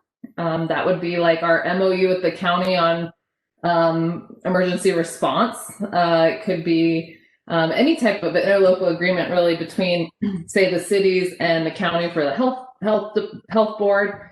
My understanding is this came about because of our Whitefish donut issue with the county. Why it's being brought up now, I'm not quite sure. We'll oppose such legislation. Interlocal agreements are made to build efficiencies in government, and to have us renegotiate those every 5 years when both governments willingly entered into the agreement seems like it's just adding more work and less efficiencies. And then House Bill 154, excuse me, Representative Fern is carrying that one, which is a resort tax bill. He's proposing to increase the population up to 10,000 for a resort community and 3,500 for a resort area. We'd obviously be supportive of that. However, our interpretation of the Montana Code is that as long as our resort tax does not expire, we can at any point ask the voters to change our resort tax, including the extension for dates. So it is a safeguard, say if we don't hit this population of 10,000 with this year's census, and for some reason we lose resort tax, but I don't think it's going to really impact us, but communities like Belgrade, that might be communities that do benefit from that bill. So those are just a few of the bills. There's a lot more going on. The first 2 weeks, they've just number of bills coming out. It has been quite the fire flow. So we'll keep monitoring. And if there's issues like the IZ one, I had Ben, Councilor Davis and Mayor Molfeld join us just to talk about that. I'll reach out to you, to certain councilors just to get input if there's something that I feel I can't make a city decision on based on our kind of overarching principles that we tend to have. And then COVID, I can either do my update now on COVID, or if you want to wait till the COVID item, you can let me know there. Go right ahead, Dana. Okay. So I've been working very closely with North Valley Hospital. We are trying to coordinate a clinic in Whitefish.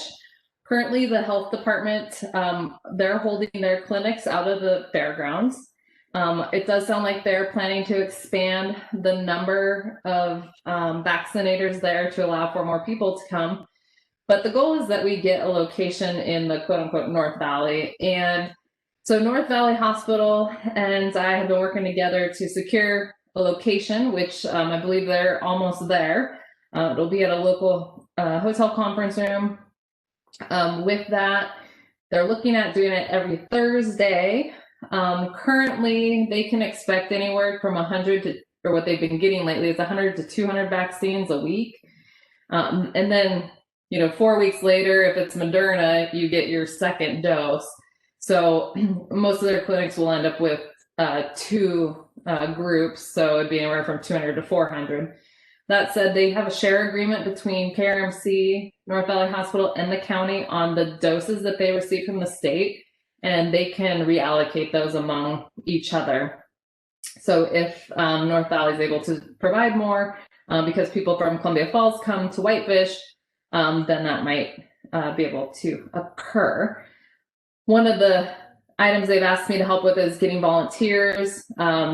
They need both clinical and non-clinical. So clinical being the ones that are vaccinating or watching for allergic reactions. And then there's non-clinical who are at the registration desk or greeters or making sure people are staying in line and social distancing. So I've had a really good response with those type of volunteers. I do have a question for council. They have requested the city to help further by assisting in scheduling the actual appointments, basically phone calls. So the county right now is getting phone calls, like hundreds of phone calls, and then they're behind. What they're thinking is if they can send us a list of those that are maybe 863, or I'm not sure how they're going to figure out who they are. Maybe they have a zip code. We would assist potentially the county and North Valley in scheduling for those clinics. My concern is I don't necessarily have the staff time available. I could staff that with volunteers, but if it becomes a city volunteer, we do pay work comp for our volunteers. It's a pretty minor dollar amount. It's, I think, $750 a month or something like our quarter. Pretty small in the cost area. We could probably request FEMA funds. DPHS from the federal level just released funds for public health entities, but I think I do have some concern, I guess, about how much time you want us to assist with this. I think it's a great community benefit for those that are interested in a vaccine. I don't, if it wasn't for North Valley Hospital working with me, we would not have a North Valley location. The county health just doesn't have the time to get to setting up a location up here right now. And at no fault of theirs, I think it's just, the amount of time that they have. So I would like just a little bit of, I guess, counselor input on that. We do have maybe some staff that could have a little bit of time here and there, but when you're scheduling 200 appointments once a week, you have 200 to schedule, it could be a little tedious. And I think overall what we're seeing is there's probably a vaccine. The vaccines are going to be what delays the process of getting people vaccinated. They were guaranteed a certain number. Those numbers have kind of faltered at the state, and I think it's the federal level a little bit. So they're hopeful that as time goes on, they'll start getting more and more vaccinations. And then as of right now, our mask ordinance does remain in effect. The liability limit bill is still out there, and should Governor Gianforte lift the mask requirements, our ordinance would go into effect, and we would start enforcing that. So that, and on a non-COVID topic, we are hopeful and planned and prepared for a calm, hopefully, inauguration day tomorrow. So we've done our planning just in case with the national concern about what could occur tomorrow. The police department and school district and I have all been in communications on our response should anything occur, but it does not sound like anything's planned, and we hope that people continue to support a peaceful transition at the federal level. Thanks very much, Dana. Appreciate the report. I think Dana does need some feedback or direction from council on her question regarding staff time and assisting North Valley Hospital with the distribution of vaccines. Does anyone have any comments on that? I fully support that effort for the city to participate in that personally. I support us helping. I wonder if we could put out a call for volunteers, like put an ad in the paper or something.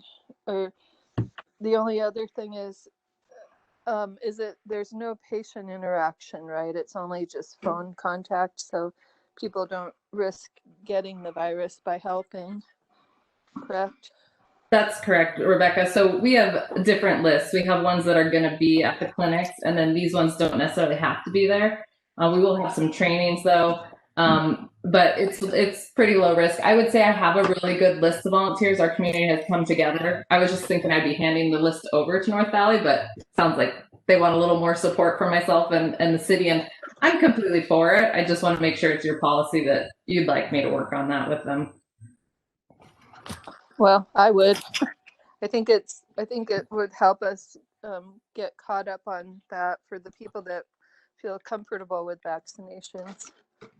Maybe just a simple showing of hands if the council supports Dana working with North Valley on this effort.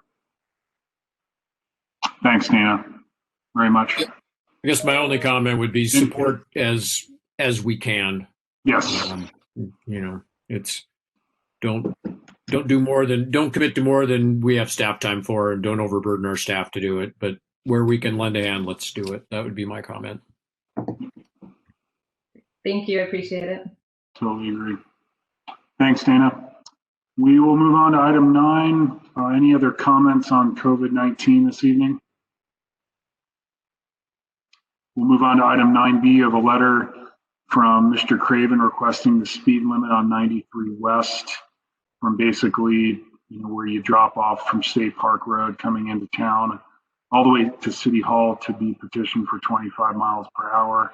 Of course, that's not in our wheelhouse. That'd be something MDT would have to evaluate. Craig, any comments on that? I do know that this has come up before when the improvements were made to 93 West. I think within the first 3 or 6 months of the project being completed, this came up a few times.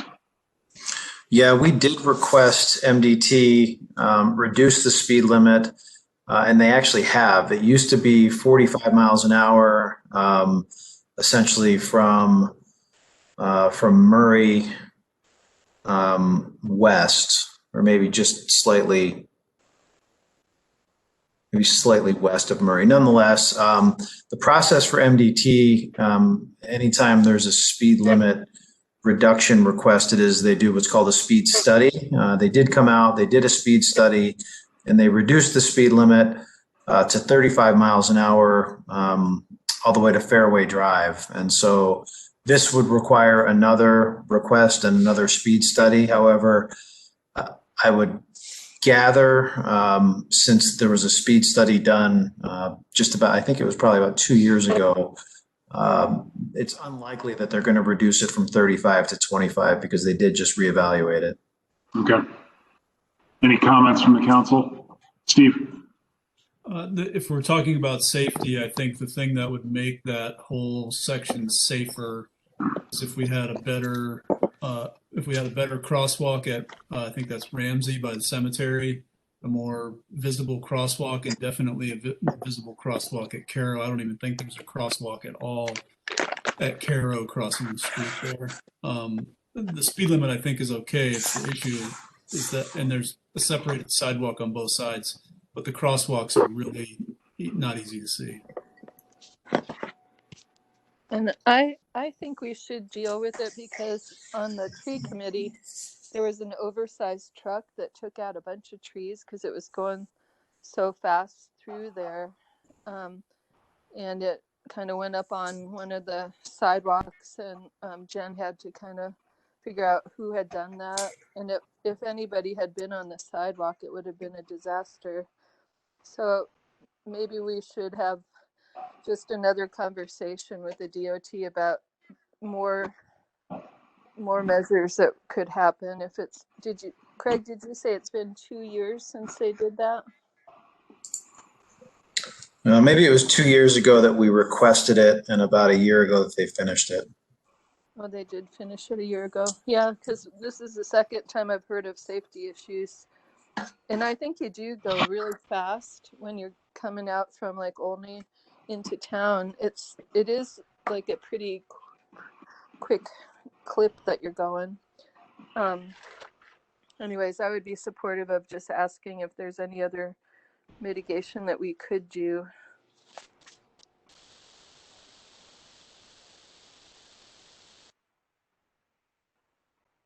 Craig, correct me if I'm wrong, to Steve's point about pedestrian activated crossings like we have through town. We've requested from DOT for permission for right at the bottom of the hill, leaving town, just below Mambo's. What's the crossing right before the Whitefish River? What's that road? I'm sorry. Yeah, that's Miles Avenue. And I know the bike ped committees made that request, if I'm not mistaken, Maria, in the past, and I think we've been shot down by DOT with that request. Is that correct? They actually did just paint that crosswalk. They're still in the process of evaluating the signage, however. And it likely will not be a pedestrian activated signal there, but we're hoping that at least we can get some crosswalk signs that would refer to the crosswalk that they just painted last fall. Okay. I know that when we approved the 95 Caro project, which would be, on Caro, just north of 93, that approval came with some requirements for crosswalks at Caro. I don't know about Murray. I don't know that Murray, it gets pretty tricky in that area where you have such a wide, it's a 2-lane road with a 2-way left turn on part and then a kind of a merge on the other part going into the median. So it gets a little bit tricky. I don't think we really want to make it more attractive for crossing there, but I think Caro would make sense because we're going to have more and more pedestrians in that area. I think we conditioned that PUD for a pedestrian activated crossing. Yeah, I think you may be right. Good memory. You, not me. Steve. There's curb cuts at both of those crossings too, which would, there's already an incentive for pedestrians to cross in those areas because there are curb cuts on the sidewalks there. So, okay. It's always shocked me that there's nothing on the street at all for pedestrians at those intersections, even though there's curb cuts there. Further comments on this topic? We'll start with councilor comments and we'll go ahead and go in reverse order. Steve, any comments tonight? The first one is actually about Caro. I'm not sure what the process is for upping a sidewalk on Caro Avenue from 7th to 2nd, but it is growing more and more dangerous every day with pedestrians out there, and it's just, there's no sidewalk, people walk in the streets, and it's dangerous. And I was walking down the street the other day, and there was a woman on her phone texting and almost ran me over. It's right by my house. I'd like to see us move that section of sidewalk up to a priority level. We do a lot of work on the north side of town. There hasn't been any new sidewalk built on the west side of town in a long time. So I don't know what the process is for getting that bumped up the list, but I think it definitely warrants it at this point from 7th to 2nd. The second one is I would like us, I'd like to maybe possibly consider if there's a way to, when we talk about the resort tax and the tax givebacks to the citizens of the city, I wonder if there's a way to consider the amount of tax revenue given back to, or tax income, property tax rebate given to full-time residents versus part-time residents. I know in lots of resort communities around the world, around the country, there's a difference in tax structures for those who have second homes there, and they typically pay more than the residents who live there full time. And I'd like us to consider if there's a way to build that into the resort tax rebate.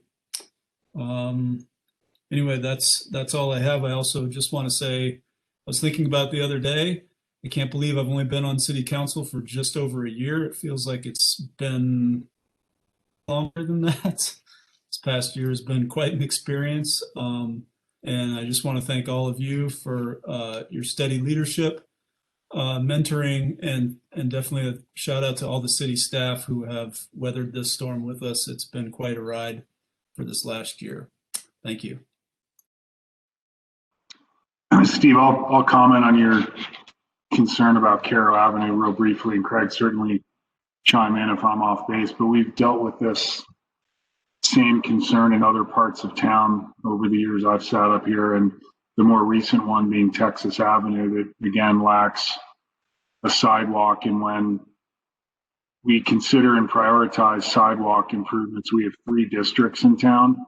I believe it's the North Sidewalk District, the East Sidewalk District, and the West Sidewalk District. And I believe, I'm just looking at the city budget here that's adopted for 2021, and the West District, the total amount of revenue we have to work with is about $100,000 for 2021. And when this was brought up for Texas Avenue a number of years ago, I know Craig indicated, and he was correct, that oftentimes those sidewalk improvements need to be part and parcel to the larger resort tax project where the actual street is actually reconstructed, because oftentimes the shoulders can't be retrofitted or improved to support an actual sidewalk until the actual entire street section is rebuilt. And I would imagine that's probably the case along Caro Avenue, if I were to guess. So, while we do have these deficiencies in our sidewalk networks throughout town, it oftentimes require us being patient and just waiting for that priority project to come up on the resort tax, list for street improvement. And that was the case with Texas Avenue, actually. And actually, in that situation, because of the pedestrian traffic, we discussed the priorities list with the resort tax monitoring committee, and I believe Texas was actually elevated on the priority list as a result of that concern. So just a little bit of an FYI on how our sidewalk improvements work. We typically just don't have this windfall of revenue or cash flow available in the city coffers to go out and do just standalone sidewalk improvement projects. I don't know, Craig, if I covered that adequately or if you have anything else to add. No, I think that was pretty thorough. I guess I would say there's really kind of three buckets of cash that we have for sidewalks and trails. The resort tax being the largest. We're just wrapping up about $5 million worth of improvements on State Park Road, where we now have a shared use path that goes all the way from Highway 93 to the tracks. And you're right, Edgewood and Texas are the next projects, which were elevated in priority on the list. Our plan then, our goal with resort tax is kind of to use that same three segment system where we go west, north, east. So we're working in the north with Edgewood and Texas. Then we'll be back on the east where I believe Armory Road is next. And then Caro is the next road on the west side that we'll be looking at. So anyway, resort tax, impact fees for paved trails, and then the cash in lieu, which is money that we get from development where sidewalks are required, but we don't actually have the developer put them in. And so I think what you're looking at is that cash in lieu fund.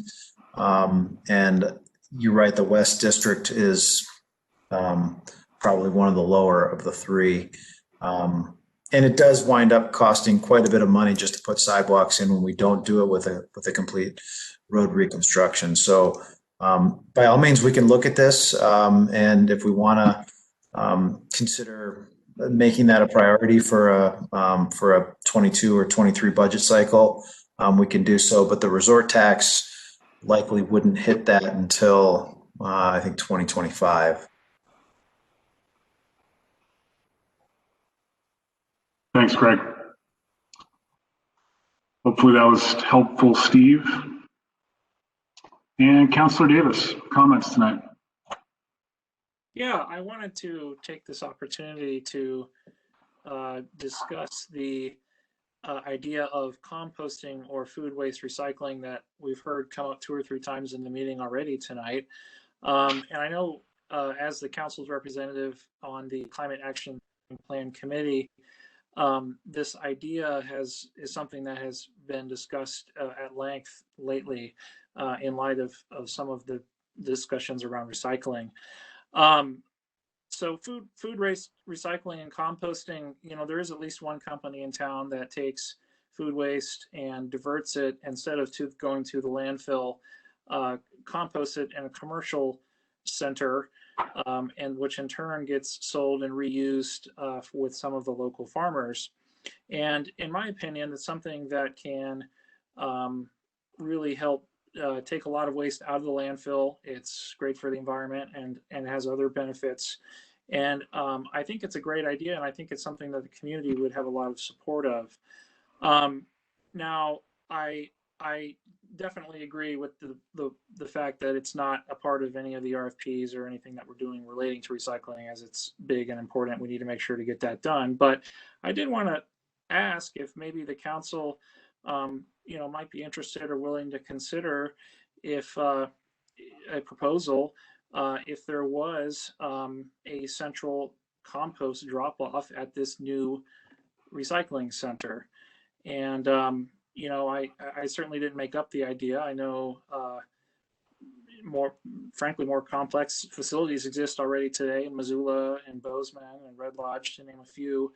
But I think it's something that can make a difference. And rather than having it as a sort of abstract future priority, perhaps the council could consider looking into this separately but concurrently with the recycling changes that we're doing. And perhaps we can have a proposal that makes sense, which would allow us to have composting at our recycling center. There may be some cost to the city, but hopefully it will be substantially less than what we're talking about on the recycling side, but I guess we'll see. So I just wanted to say that, and I appreciate everybody listening.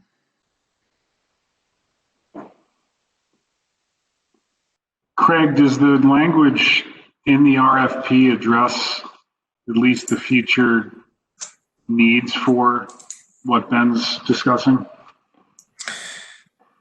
It doesn't discuss food waste composting directly, but it does require the contractor to partner with the city to design a site that, in my opinion, will have to provide space for future food waste composting.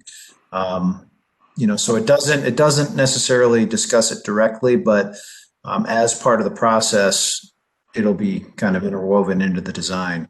So it'll be accommodated for in the future project. Yeah, well, I mean, the location would be provided, I think, during this project, but I think any type of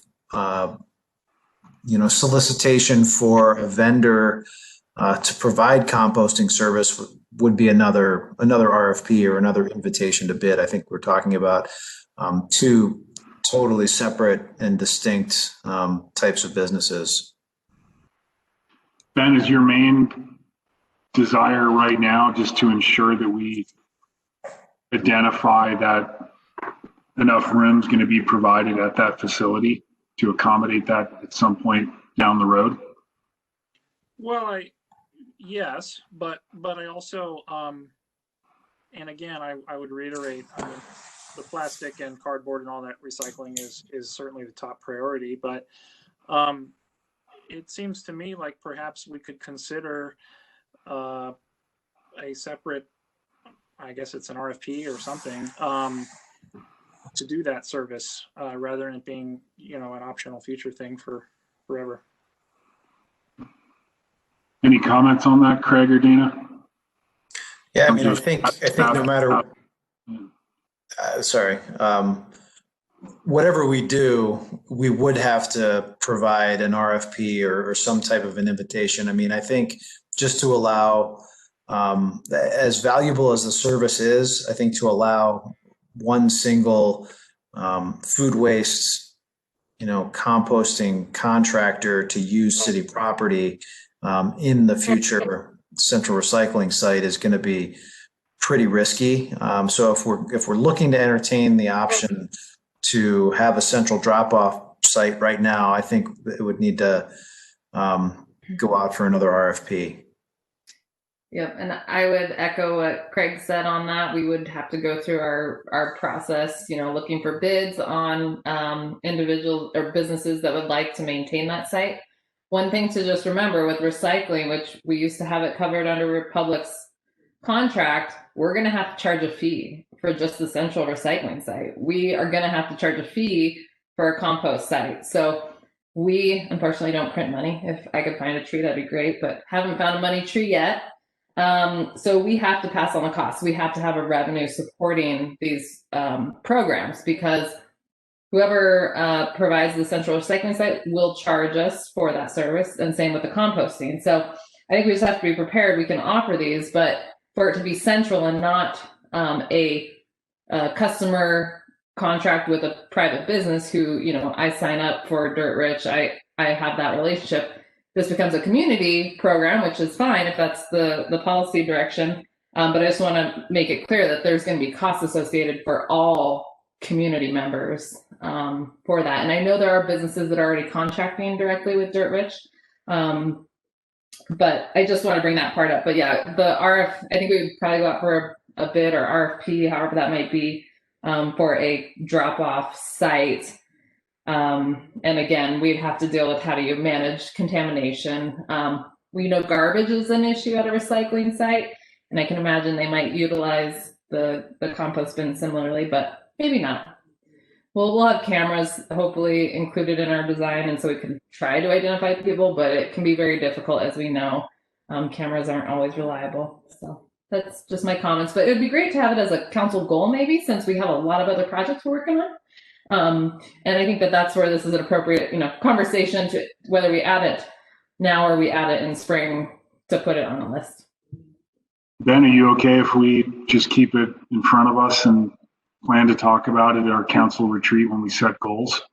Yeah, I think it'd be hard to say that this is the top priority we have right now, but I think that, considering, this in the design of the recycling site, might be a good idea. And then, having it as something that we can hopefully take some steps on at some point, I think would be great. And I know that there's certainly in the Climate Action Plan Committee, I know there's there's volunteers in there who would be more than happy to do additional work and research on what other cities are doing and the like if it takes too much staff time. So yeah, I just thought it's something we can hopefully have as something we can actually do at some point. That's all I'm saying. Great, thanks, Ben. Anything further? Rebecca, comments tonight? I'm glad to hear we're going to be able to have a retreat, a council retreat this year. No, I just wanted to tell everybody it's an honor to serve with you. It's been a pretty intense week after last week, what happened in DC, and it does make me really appreciate how our city is run, and also the public process and the legacy that we've been given as a democracy. And I think as much as people can just believe in the transition, that the power that we're vested with to make decisions really is for the people. But that's always changing, and it always will change. And so just a reminder to the citizens to keep the faith, I guess, that our process is really messy sometimes, but it does really work. And I have a history degree, and one of my favorite things I got to do was when I was a junior in college for my first degree, as I went to Scotland, to St. Andrews, and I got to take a year of American history from the Scottish perspective. And it taught me that everybody's opinions are really from their own experience, but there's a lot of other perspectives. And if you look at everybody's perspective, you'll probably get more of a telling of the truth of a situation.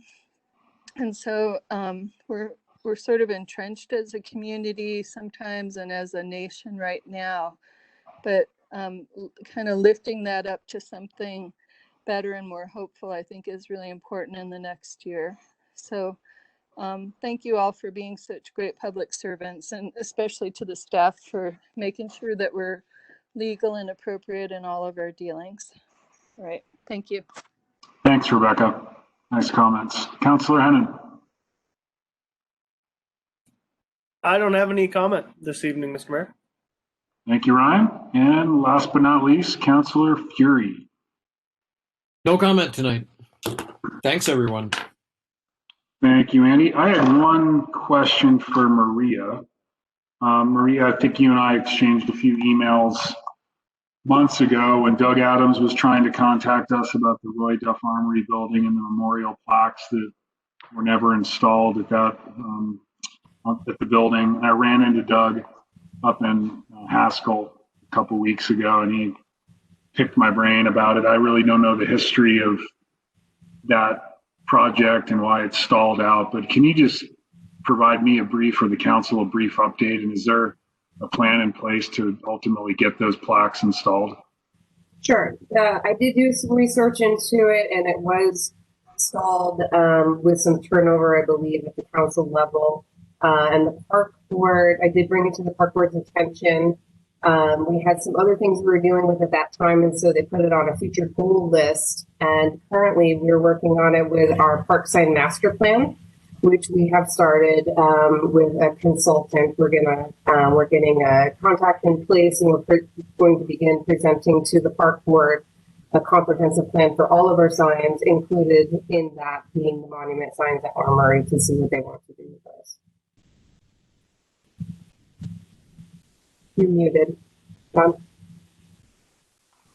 Do we have a timeline as to when we can expect those memorial plaques to come to fruition? We are going to plan for it in the budget in July to do our park sign master plan. So I would say within that fiscal year, we could anticipate those being done. Being done by next year? Yes. Okay, great. I'll pass that along to Doug. I also told him that his email wasn't working, and he shot me an email yesterday, and it's now working. So for whatever that's worth, I'll pass the word along to him for you. Thank you. You bet. And I have nothing further. Anything further from staff? Dana? Council? We are adjourned. Take care.